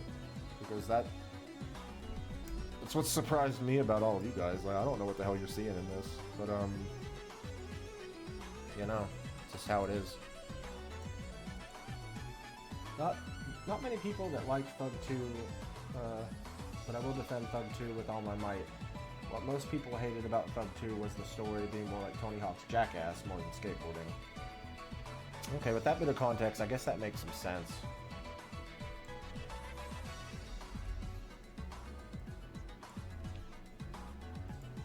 Makes some sense.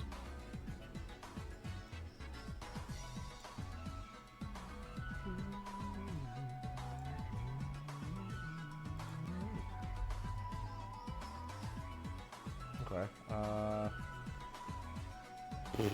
What to think? So any other? Oh well, thank you, Hippie.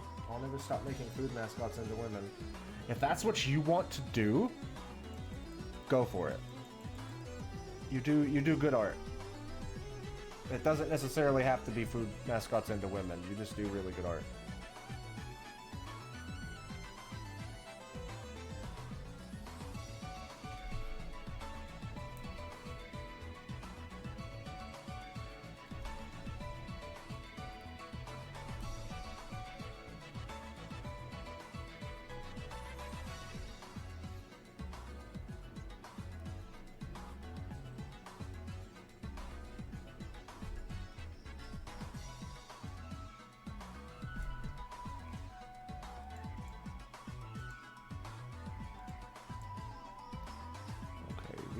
We are almost at the time to start coloring this thing.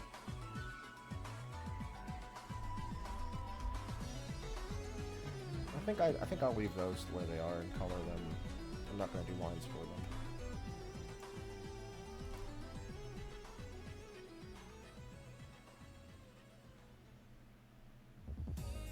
them. Ooh, this track's good. Well, thank you.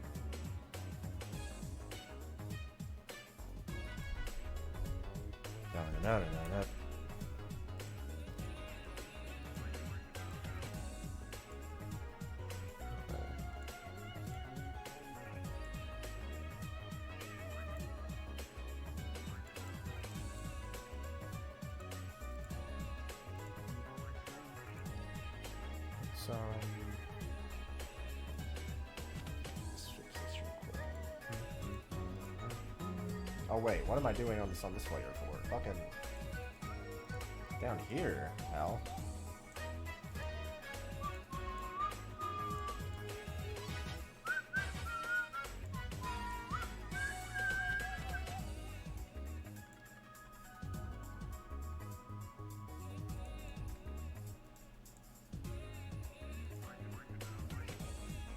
God. The vibes.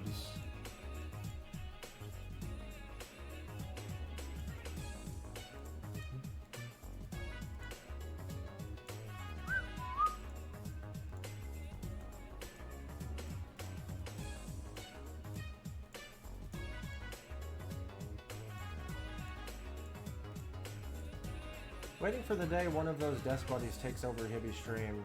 Bab's eyes have been maliciously intent. She's plotting. Oh, they have malicious intent. Oh, come on. Babs wouldn't hurt a fly. Would she? I hope not.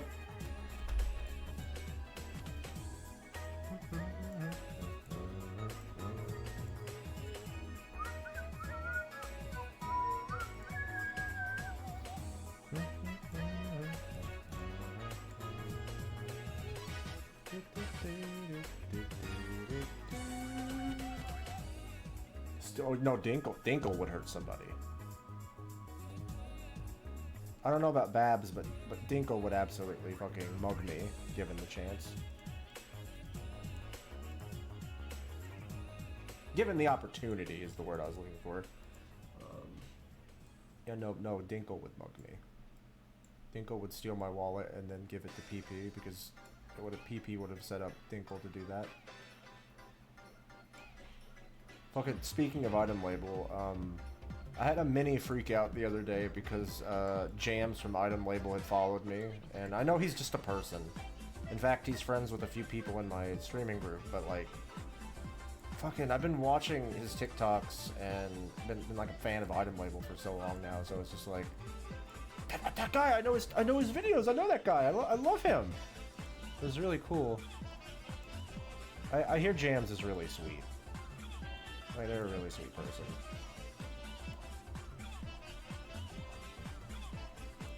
He is being forced to stream Baby Sinclair's officers playing with a band. Yeah, no, Baby Sinclair's doing that. I don't want to be a pie. I don't like gravy. Yeah, that's like the one line everybody remembers from her. It's a good one. Did you see that? I flew! Babs is like tsundere. she's like the blissfully ignorant chicken. If she were an anime, she would be tsundere.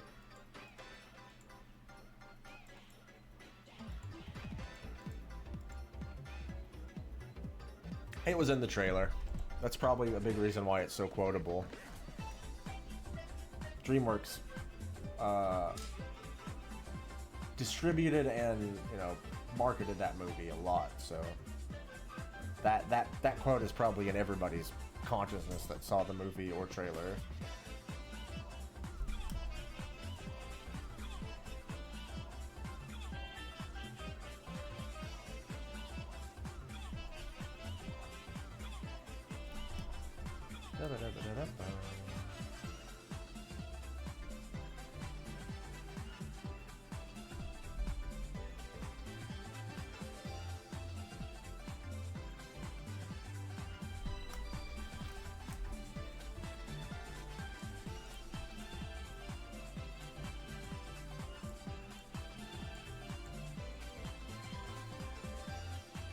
Heated DreamWorks opinion. I'm listening.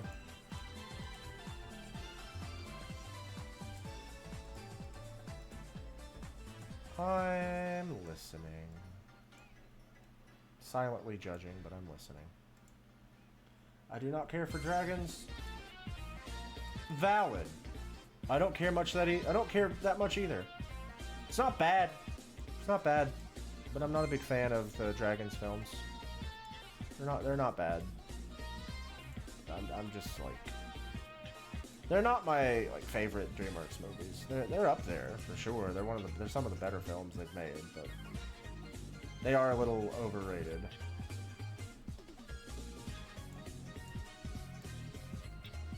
I like the first two Shreks. I've only ever seen the first two Kung Fu Panda movies, and I do like those. I like B-Movie. That's actually funny. I like B-Movie. Fuck, what else did they make? There's not a lot of DreamWorks movies I like. Up until, like, recently I've been interested in, again. Which is, I want to watch The Bad Guys, and I want to watch the new Puss in Boots. Solely because, hey, they made some nice-looking visuals. Their movies don't look rancid to me like they used to, so like, hey, kudos, dude.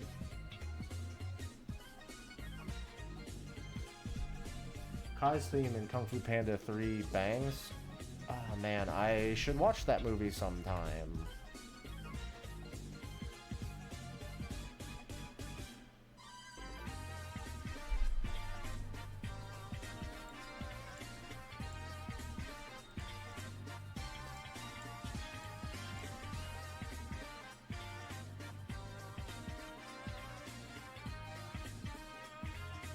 The message has come up delayed on stream, I've noticed. Oh, maybe it's because I'm watching the Twitch stream and not the... Here, let me pull up the OBS.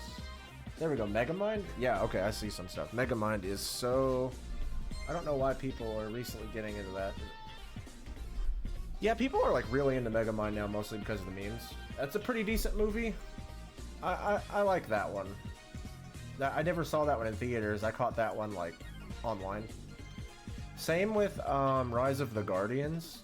I liked that one too. That's another one that I think is very underrated. You know, Tumblr liked the Jack Frost dude back in the day, but movie itself's pretty good. Real talk, I wanted a Megamind sequel that isn't as short. Yeah, would be nice if it would be really nice, especially now that they're doing these really nice art styles. It'd be really cool if they did that, right? I think I'm coloring on the wrong layer. That's fine. I know how to work around that. I don't worry too much about it. I've done that too many times to where I know workarounds.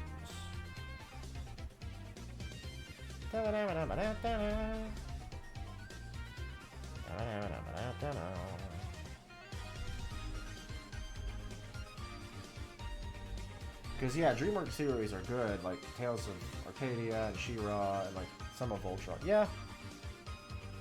Yeah. Tales of Arcadia, excuse me. Did I say Skies of Arcadia? Yeah, but have you ever watched a DreamWorks series that's based off a film? Yeah, I have. Some are really fucking bad, dude. There's a reason why I fell out of DreamWorks even as a child, because their films just started getting really atrocious. They're having an upswing, and I'm shocked because I thought when Comcast purchased DreamWorks, I thought that'd be, well, they're gonna turn into an Illumination 2. They're gonna even be more unlikable for me now, but Chris Meledandri's doing a way better job than what's his name, Jeffrey Katzenberg did. These art styles alone, the money they're pumping into the art has got me intrigued. Which is saying something, because hey, I know a lot of people think Illumination movies are pretty, but I think the art styles in those films are atrocious. I'm very concerned about how the Mario movie is gonna look. God.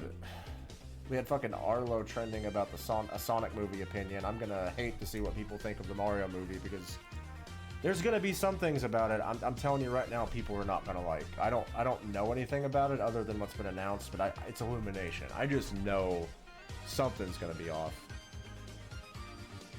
Yeah, I hope they don't. Megamind is one of DreamWorks' better movies. It's good. It's good shit. I hope they don't.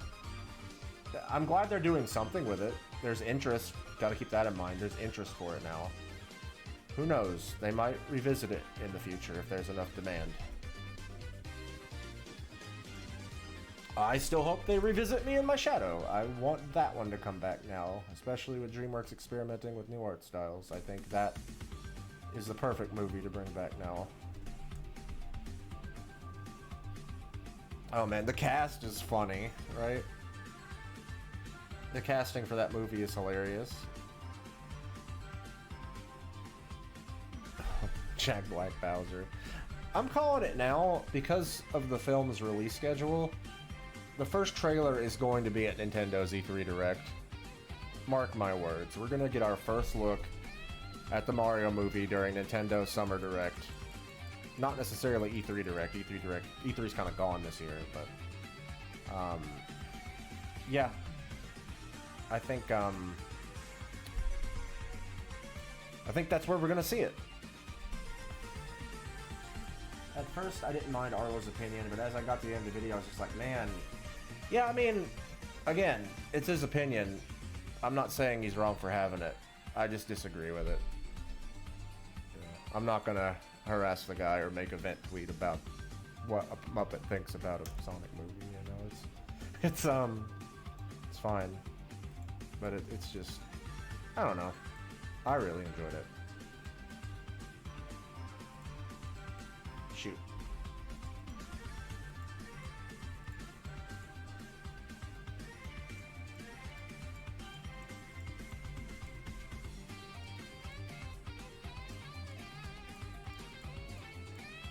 Nice.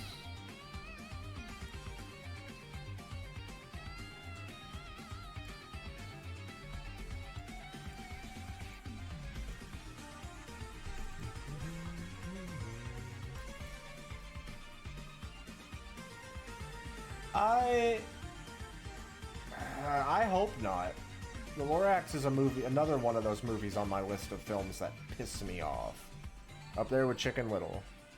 I've been very vocal about why I hate the Lorax. And I do not like their Grinch. I do not like most of their movies, honestly. I can't think of one that I really enjoy. The first Despicable Me is it's an okay film. But like I've watched a lot of their films, like just to get an opinion, and I hate all of them. There's not one that I could say that, you know what, I enjoyed that. That was a good use of my time. If I could get the time back I spent watching those movies, I would gladly. So I am very concerned. And even Nintendo's involvement doesn't have me, doesn't alleviate those concerns, because I just don't have much faith in... It sounds like shit, I don't mean to say this. I don't have much faith in Miyamoto these days, because I think he's the one consulting. Not that he's bad, it's just last game he gave a lot of input on was fucking Star Fox Zero, and I just don't... I don't think there's anything wrong with him. I don't even know if he's the reason why Mario became so homogenized in New Super Mario Brothers. I don't think he's the reason for that. I think he wanted to keep Mario cool. I don't know. My point is, I'm just not hopeful until I actually see some footage of this Mario movie. There's a lot going against it for me. That being said, I never would have thought I would have enjoyed the Sonic movie as much as I did. And I can't think of much Paramount projects I like, so you know, I will gladly eat my words. Gladly.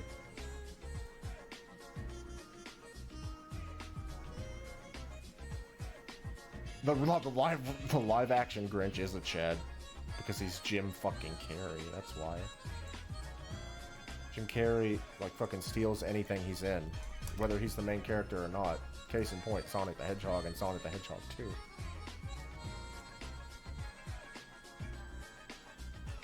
No spoilers, but I know that there's been some articles coming out lately about Jim Carrey potentially retiring. And from what I've seen of Sonic 2, if Jim Carrey doesn't come back, if this is his last film, not only is this a good film for his career to go out on, this is a good movie to write Eggman out. Because the Sonic as a series has so many villains. The reason I say that is because Eggman gets a lot of time to shine in Sonic 2. So I feel like they don't necessarily need to get Carrey back if he doesn't want to come back, right? There's plenty of villains in Sonic's catalog to pick from.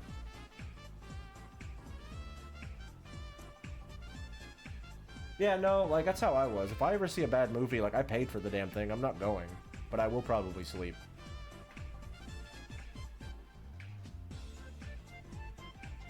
That sounds about right for Grinch.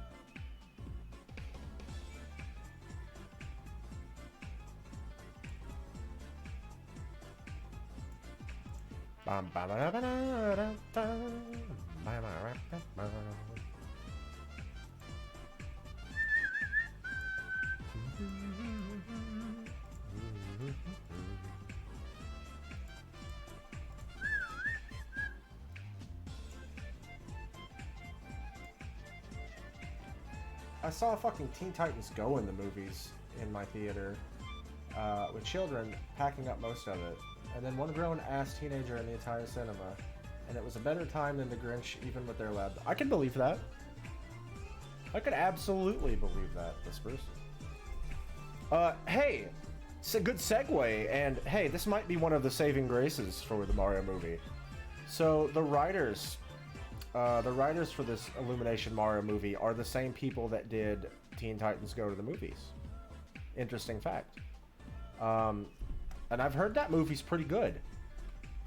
So there might be some hope for this Mario movie to be decent. You know, not amazing. But I think if they got that talent on board, I think maybe there's a shot at this being good.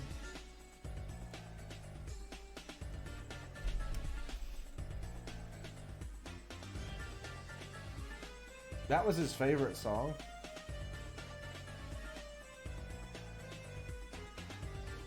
Ooh.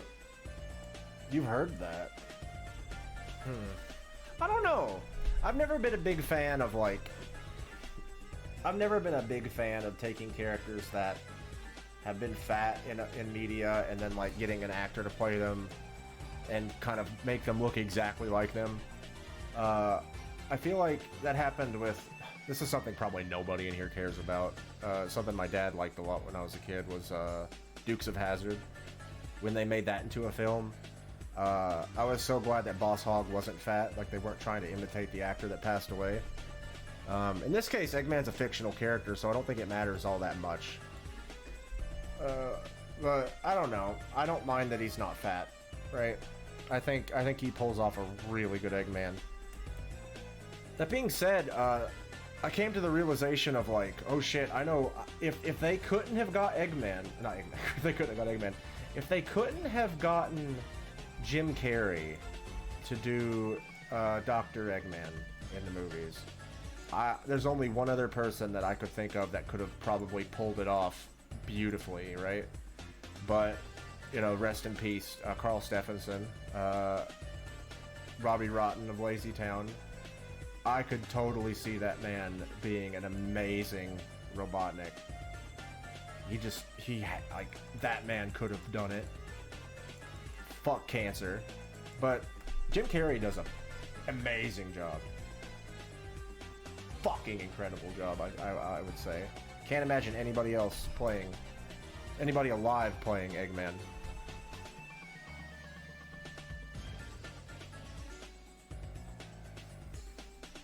Peekaboo.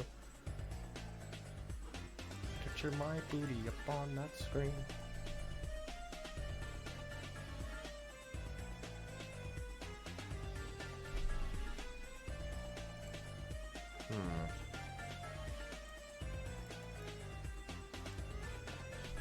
Not digging this so far. The eyes see a little.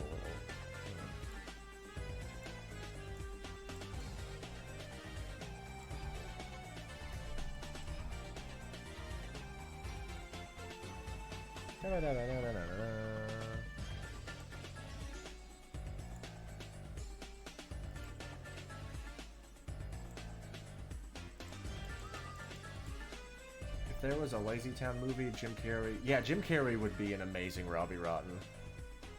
Yeah, that's an even better thing to say.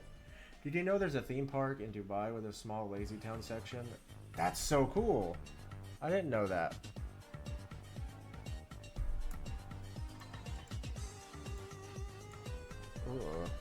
No.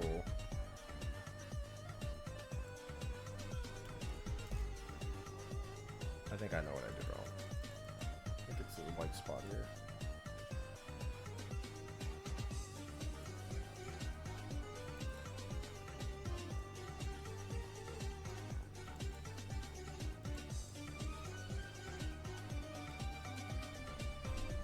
That's a little better. Yeah.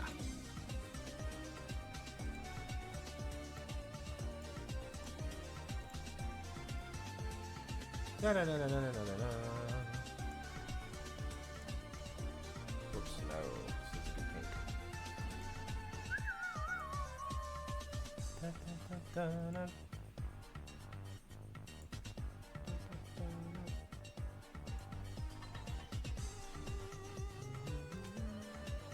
It's got a bunch of different properties in the theme park, though. It's indoors. It's still cool. So how was the live-action Dora movie while we're on the topic?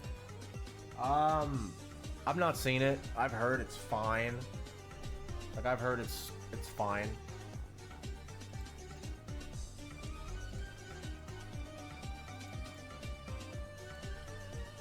I heard that it's getting a show on Paramount Plus. So that's a thing.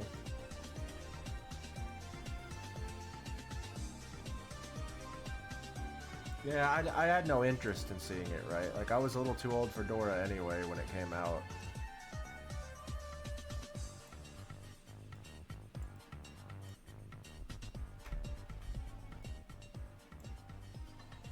But yeah, I've heard it's alright, but it must have been well enough. Yeah, it must have been well enough to get a continuation. At least that's my thought process on it, too. Did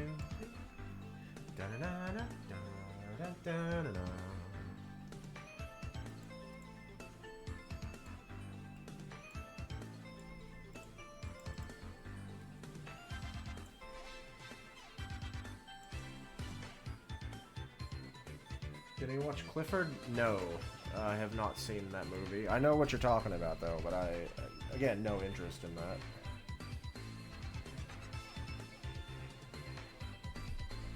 Never was into Clifford as a kid.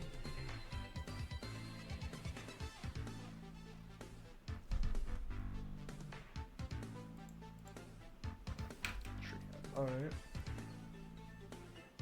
This next part's gonna be very time-consuming, but worth it. Where is the...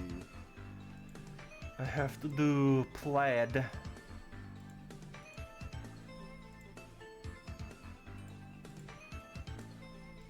Which, I mean, is doable. I could do this. The only thing I have interest in is Blue's Clues. No Way Home. Yeah, no. I've said this on stream before. I don't care how old I am. I will always love Blue's Clues. Like, that shit's too wholesome. You have no soul if you don't like Blue's Clues.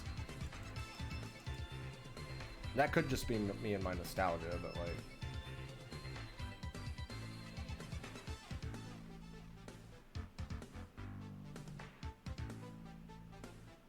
Back in the 90s, there was a movie called Clifford. I went to go... Oh, you got a set, man? That's funny. Oh, I'm sorry. I'm sorry you didn't get your Big Red Dog movie. But hey, now it exists. It's just a little too late.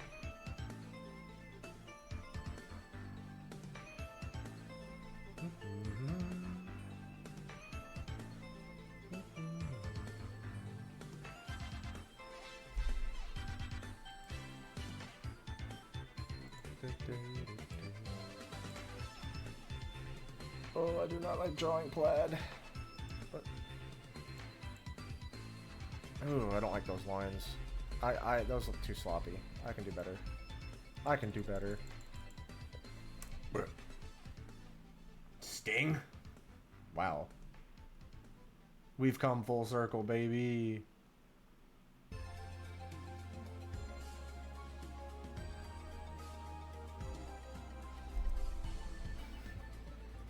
I'm an Englishman in New York. Whoa! I'm an alien. I'm a legal alien. I'm an Englishman in New York. Oh, Sting.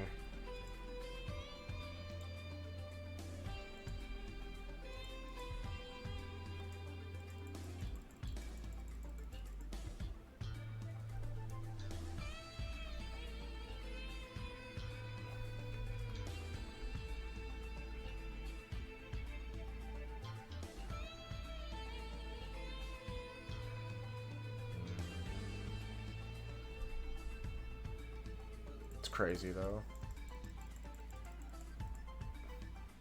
This is looking more striped than plaid, but honestly, let me look at some more references. It could be just that one that's looking. I could pull maybe from something else.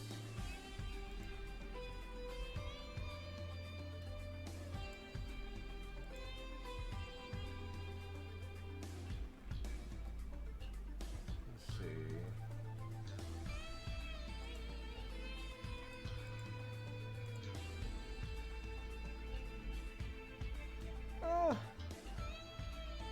Oh, I see the problem. I see the problem. Actually, wait a moment. I can just redo this. Oh, what am I thinking? Just do that. I see the problem. Oh, do ya? That makes 3 things now with Sting tonight. Hey, yeah, I forgot Sting was in the B movie. Fucking Sting and Patrick Warburton are both in those movies.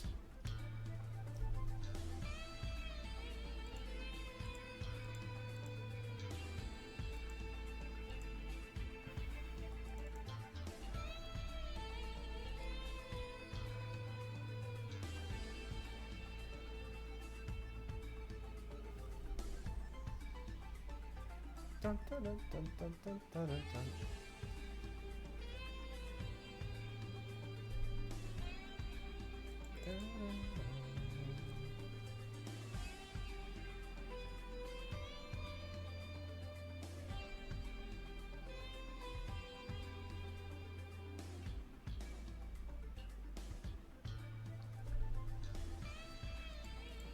Still not a fan of the plaid, but I mean, that's how it's drawn.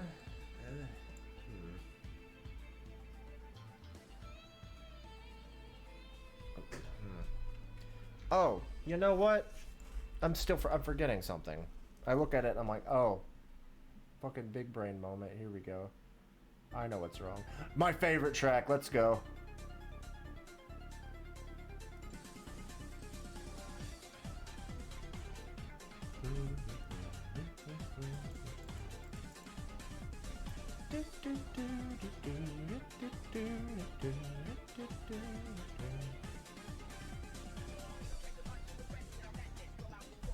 Time for 2 songs that slap hard. Hibby, do you have a favorite musical or on stage?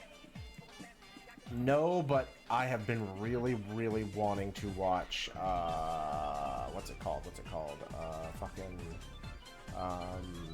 Hold on, it's that movie. It's just came out last year on Netflix. Fucking. What's it called? Let me look it up.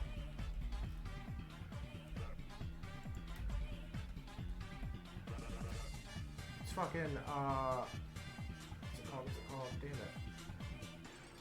Tick Tick Boom. I've been really wanting to watch Tick Tick Boom.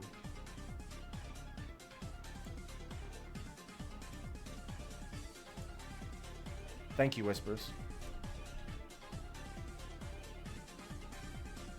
I've been really wanting to watch that. I hear it's great, and I love Andrew Garfield.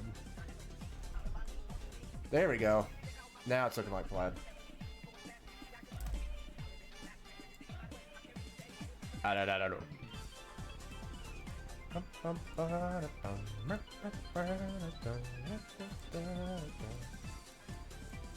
Damn, my stream delay? You know it. I could have looked at the Twitch chat again.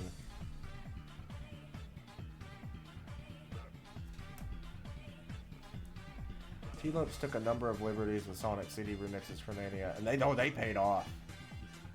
They fucking paid off so well.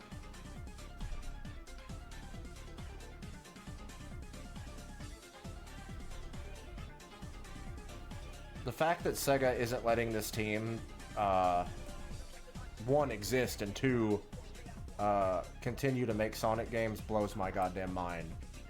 It's free money. People will buy these.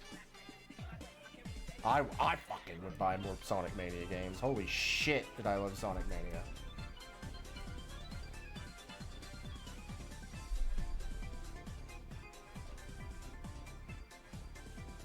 I think it's mostly my internet being slow, but yeah, Tick Tick Boom. Yeah, no, I really want to watch it. I really want to watch it. I've seen a lot of the music on YouTube, and I adore it.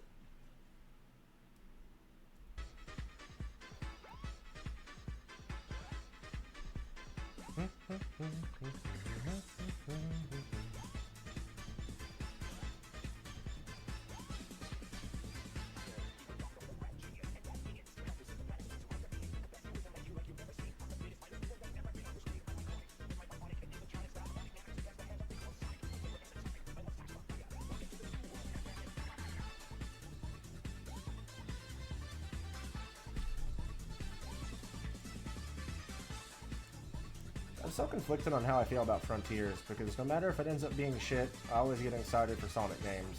But yeah, no, I get that. I get that. I get that.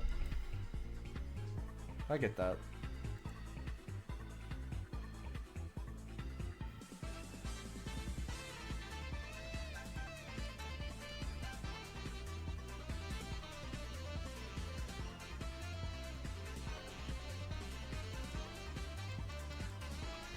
It's been a long time since a Sonic game hit for me. You know what? You know what I think is extremely short-sighted?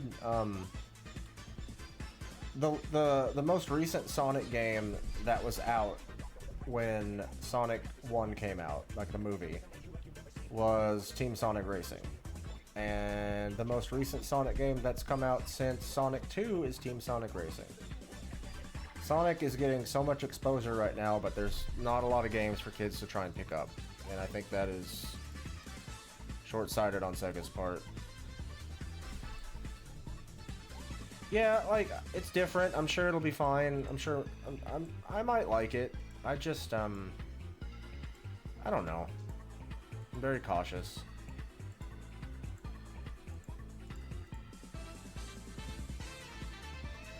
That's true. Completely forgot about that, Srirachi. Updated colors port. God, I forgot about... Oh, what a mess. What a fucking mess that ended up being. Oh my god. Forgot all about that, dude.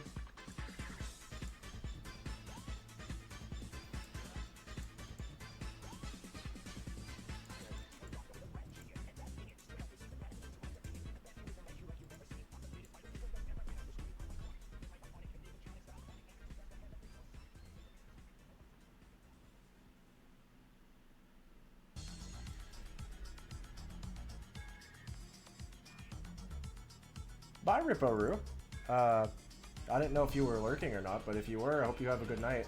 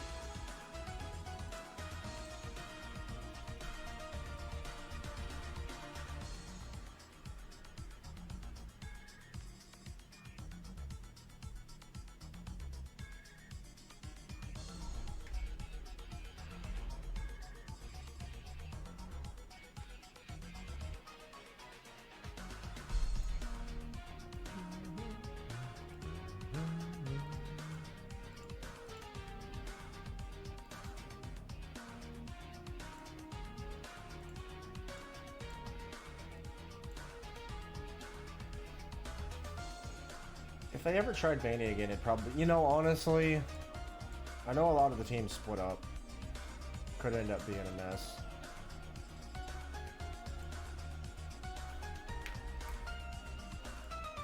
Hard to say. I mean, I'm just glad... You know what? I really shouldn't be complaining. We're lucky Mania happened at all, right? I'm grateful we even got that game.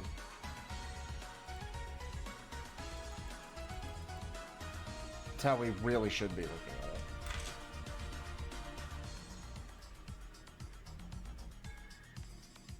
Oh, I love the dial-up sounds in this song.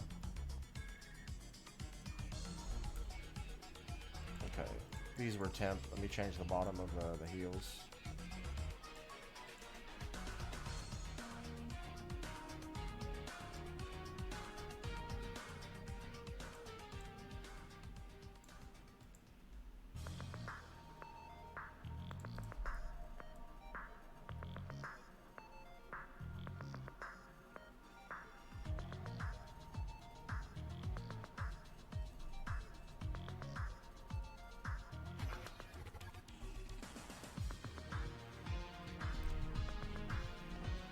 I love Mania, and I hope they never try to do it again. I love Unleashed, and they haven't tried to do that again, and it's perfectly untouched and golden. Sort of. They haven't done the exact same thing with Unleashed, but man, they never let the boost mechanics die. We've been having that since Unleashed, and I mean, technically that seems like they're straying away from that for this Frontiers game, so that's cool. Man, I've gotten so sick of the boost formula. So sick of it. Yeah, I don't like how this looks.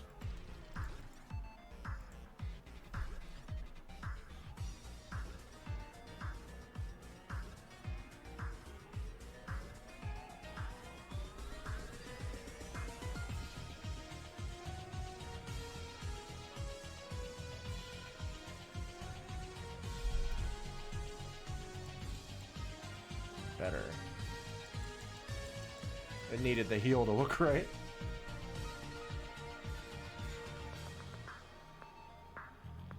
Much like wrestling needs heels, so does Tria's shoes.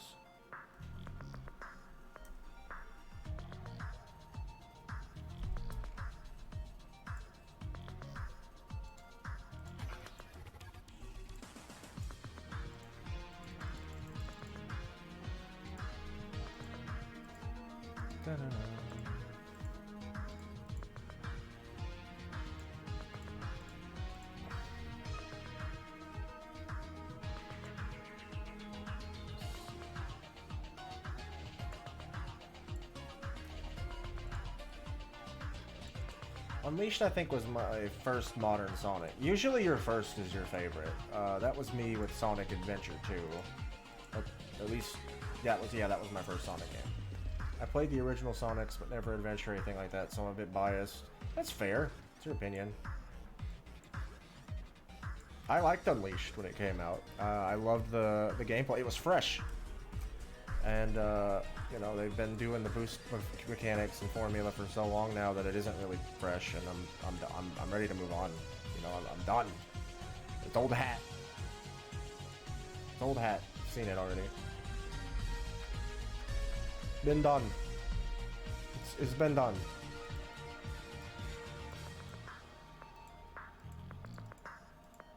Okay, no. Good. It's on that layer.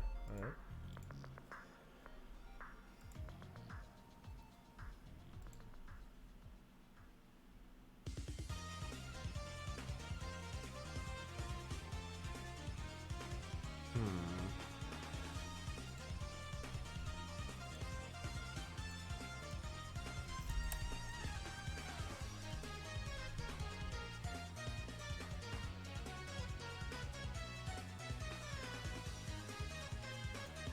No matter what I play through, I think Rings will always be my most hated. At least Forces had Infinite, and he looked cool. You talking about Secret Rings? Cause, oh. Yeah, no, I don't like Secret Rings either.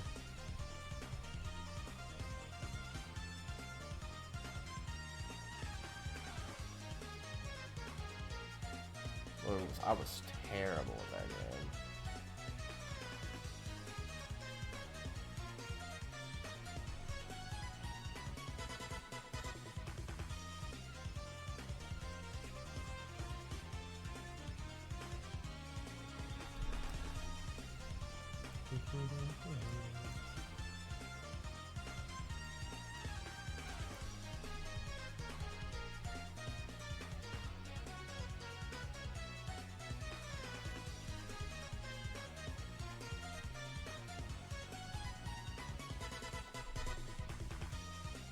Yeah, not a big fan of Secret Rings. I think we talked about it yesterday, maybe. Not yesterday, last time I streamed. I do like Black Knight. It's much more of a realized product than Secret Rings is. Yeah! That game owns. I will not take any Black Knight slander. That game is a good story book series. They should have kept doing that.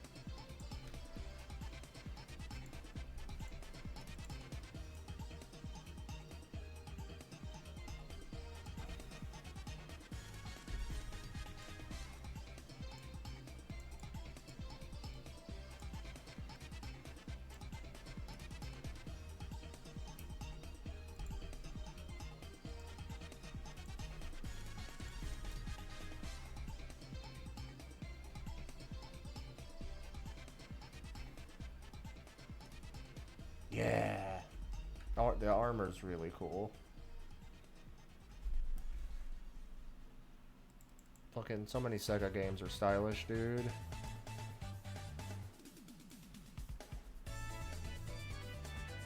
Ah, this music.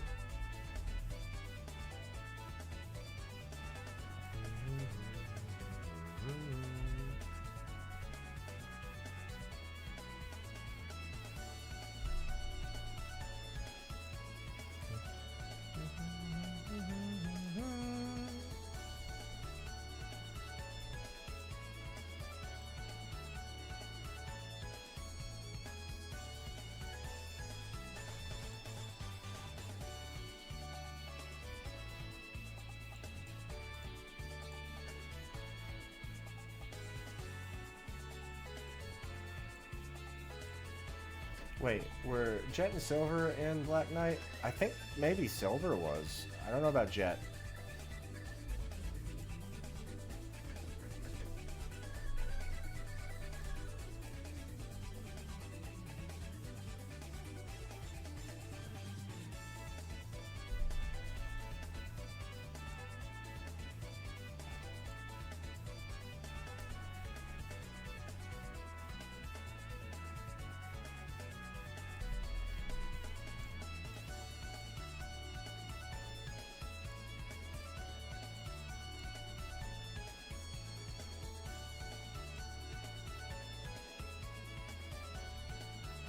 Also, fun fact, this song originally came from an arcade Sonic-themed puzzle game that failed its location test and ended up unreleased.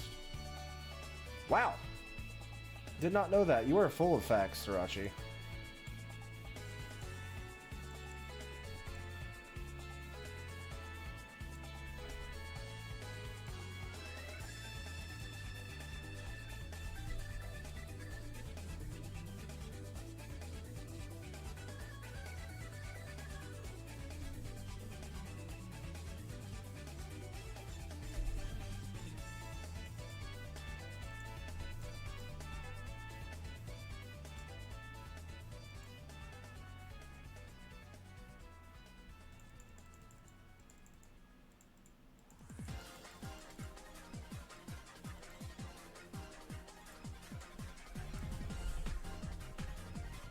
Oh shoot. That'll do it. I can't remember the last time I checked Sonic Retro. It's been probably since when Generations was still being hyped up. So 10 years ago? 10 years ago is probably the last time I checked Retro.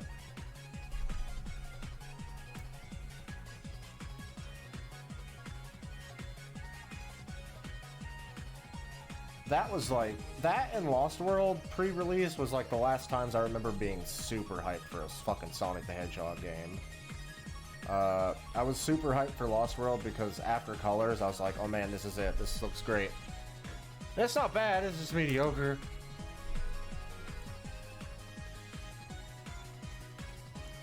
I like that they tried something that wasn't the boost mechanic. Even if people didn't like it. I liked it. So I don't see gameplay of Silver, but he did have a toy for Black Knight. Jet was unlockable in 2-player, but I think all of his voice lines were just used from that makes a lot of sense, honestly. Yeah, I had no idea if Jet was even in that game, so that's sick. Tell you what, let's see. We are getting close to a stopping point, but we're not there yet.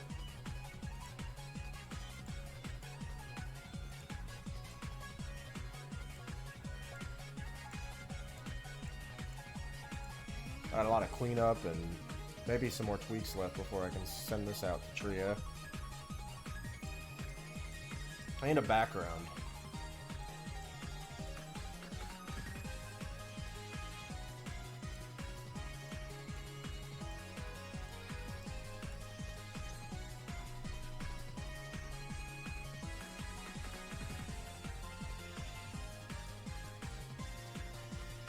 Oh, cool. Cool.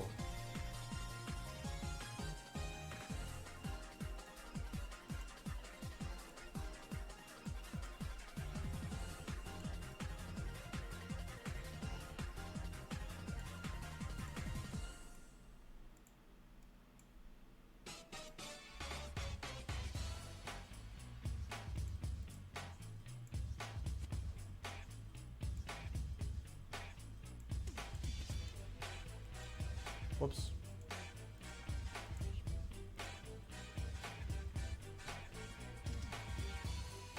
Ooh, this track rules.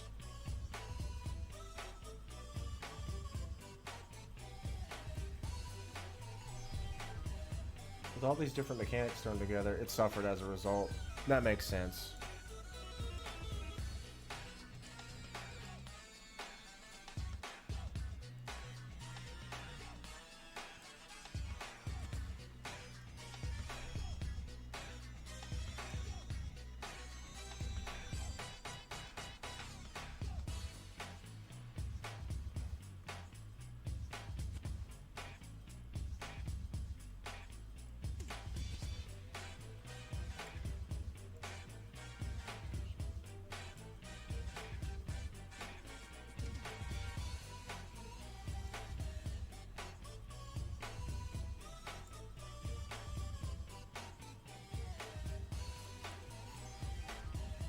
Huh.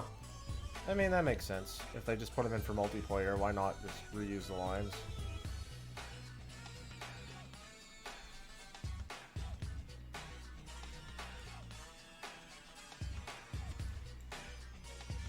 I just pay the voice actors, be like, here's a check, we're gonna reuse these.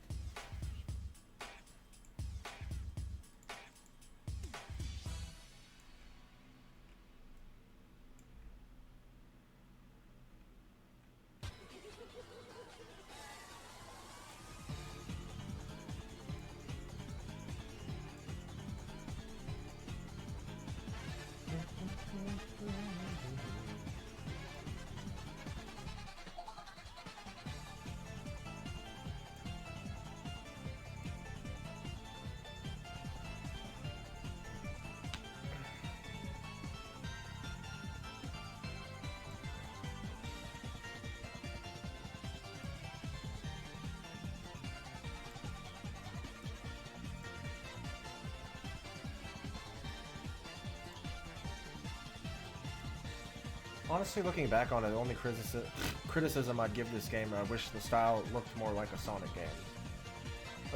Which one? Black Knight? 06? Lost World? You're talking about Black Knight? Maybe? I like that it was different.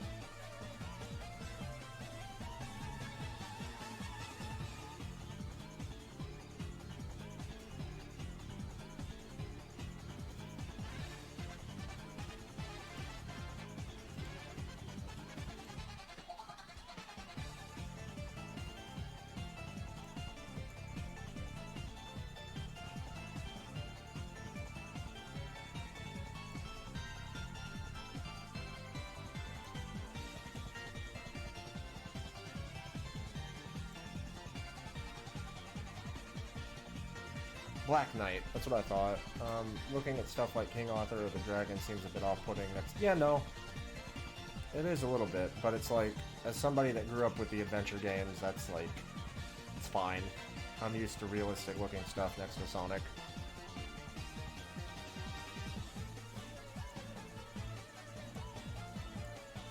That's why I'm like, you know, that's why it's hard for me to kind of get behind Arlo's opinion, because it's like, he obviously got his view of Sonic. But like I said it before, Sonic is the most consistently inconsistent media franchise, or is a very, not the most, but one of the most consistently inconsistent media franchises, where so many different takes on it, like shows, games, movies, they're all different. They all have different canons, they all have different characters, different lore, just like, you know, that's a very common thing for Sonic media to have. The comics, all that stuff.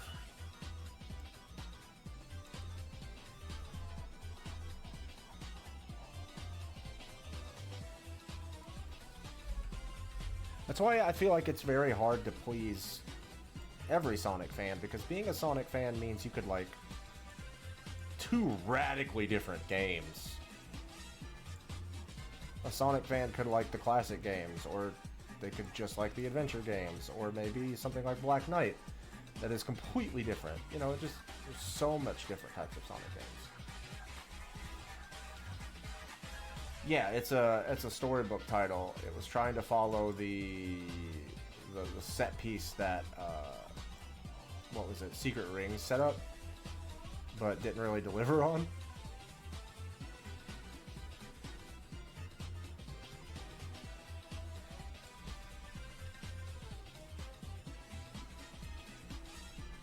It do be a good game though.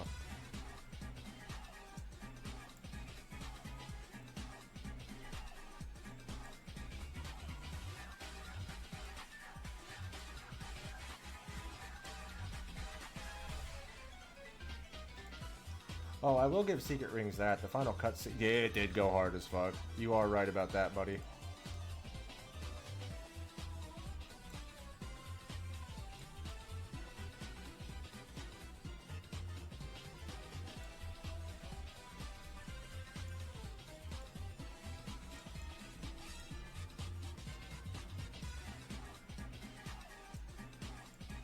So much detail. Let's see.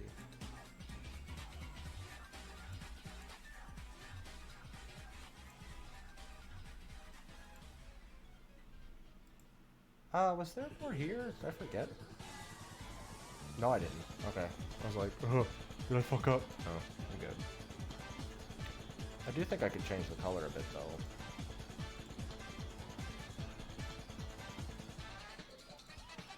Shit! Go back.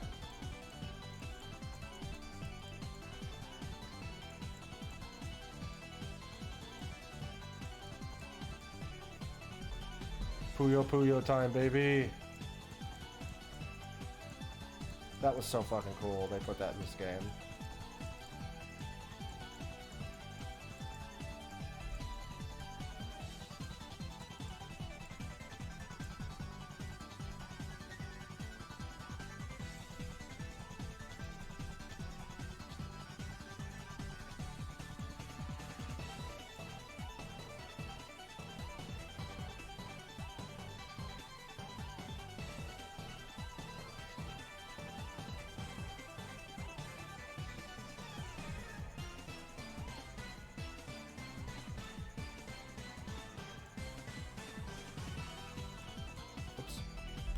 Even when, what was, hold on, I'm having trouble reading.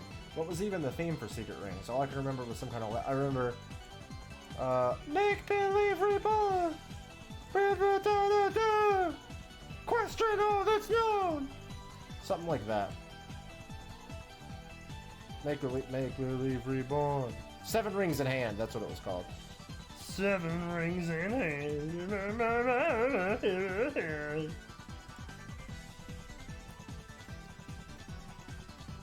7 Rings in Hand.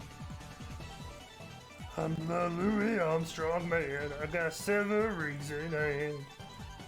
Ooh, ooh, bop, bop, bop, bop. Why'd you let me do that, chat? Why did you let me do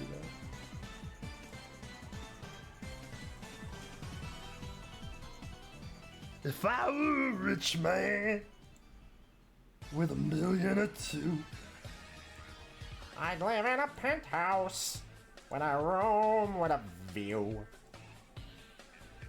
And if I were handsome, you're agreeing with it! That's I'm stopping. I'm stopping there.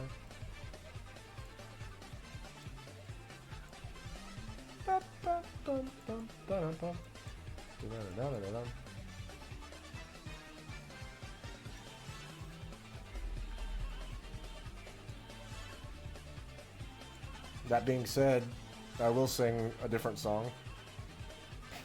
Apple bottom jeans, boots with the fur. The whole club was looking at her. Fuck. Tell me y'all in chat have heard the Louis Armstrong version of Get Low. Because that's all there is of it. Like, he gives up after the first part and it's just in character, just go fuck. It's just really funny. Next thing that you know, shorty got low.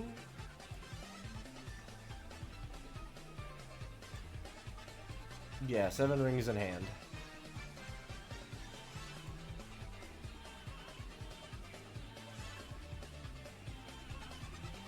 Red roses too. Red roses too. Red roses too.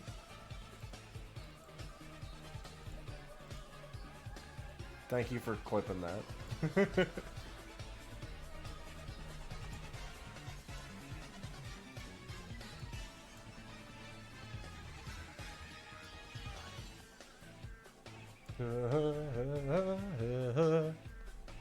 Good shit.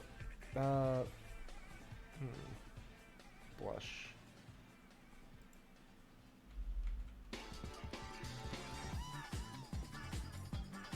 I'm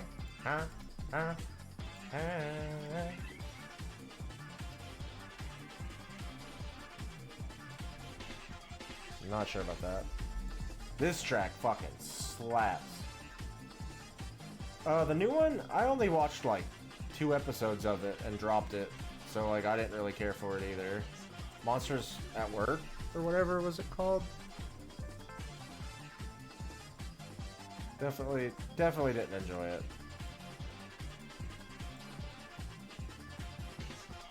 Yeah, Pixar didn't make it. It was Disney proper. It's not very good.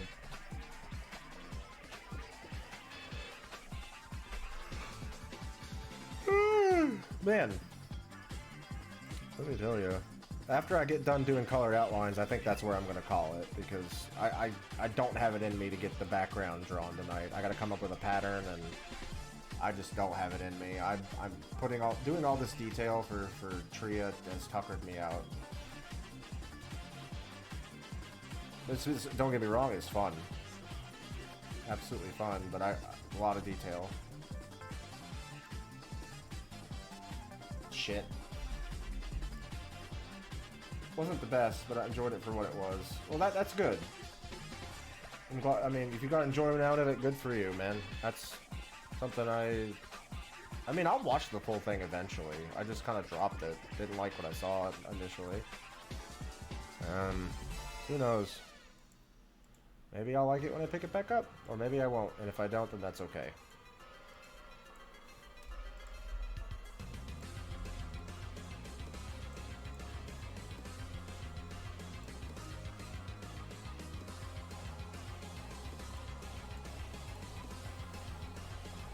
That was better. Yeah, man. Okay.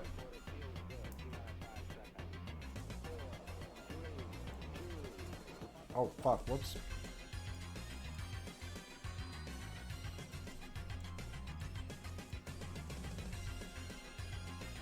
Excuse me.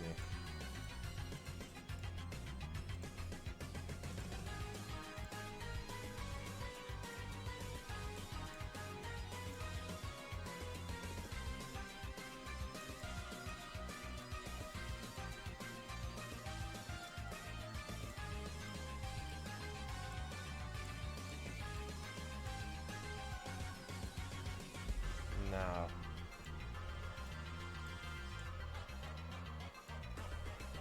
Cute.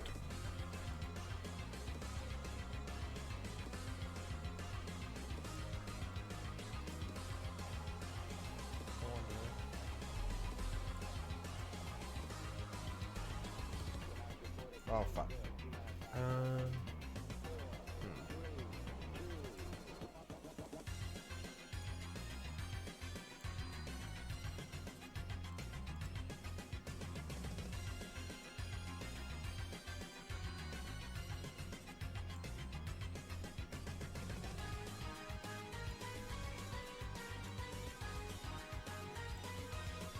At least make the eyes pop a little more. Okay. We have had the mod, that guy ban him the stream. I feel like it's a custom once the stream. Yeah. Yeah, I think you're right.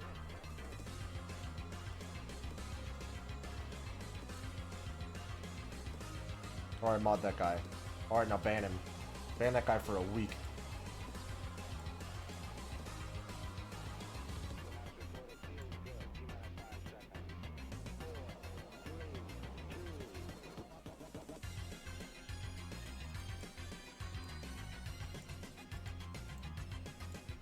Nice. Okay. Let me play around with some more stuff. Shit. There we go. You. I forgot about you.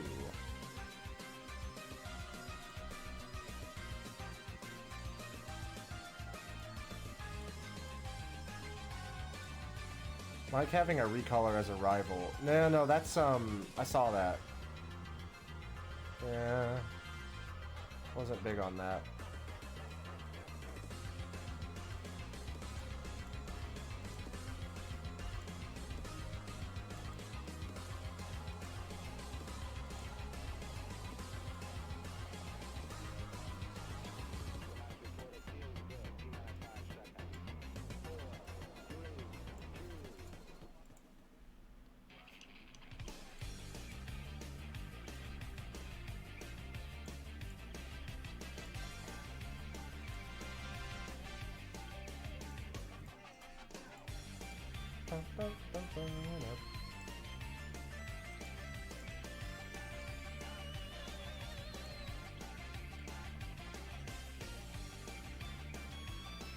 Cool. Bless whoever sneezed in the back. Oh, did you hear a sneeze? That was probably my partner in the other room.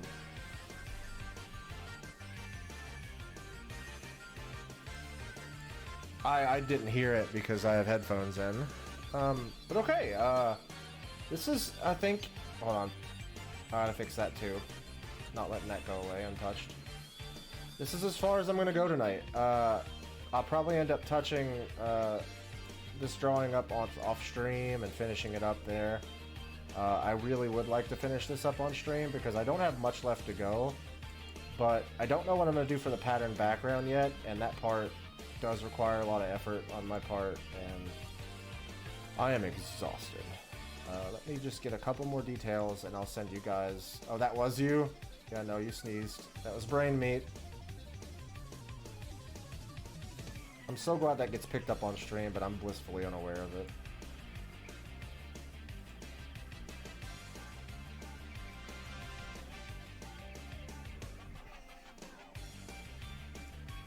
Almost done. I say I'm gonna wrap up now and I'm like, no, couple more things, couple more details, no. Okay, that's about as most as I'm gonna do.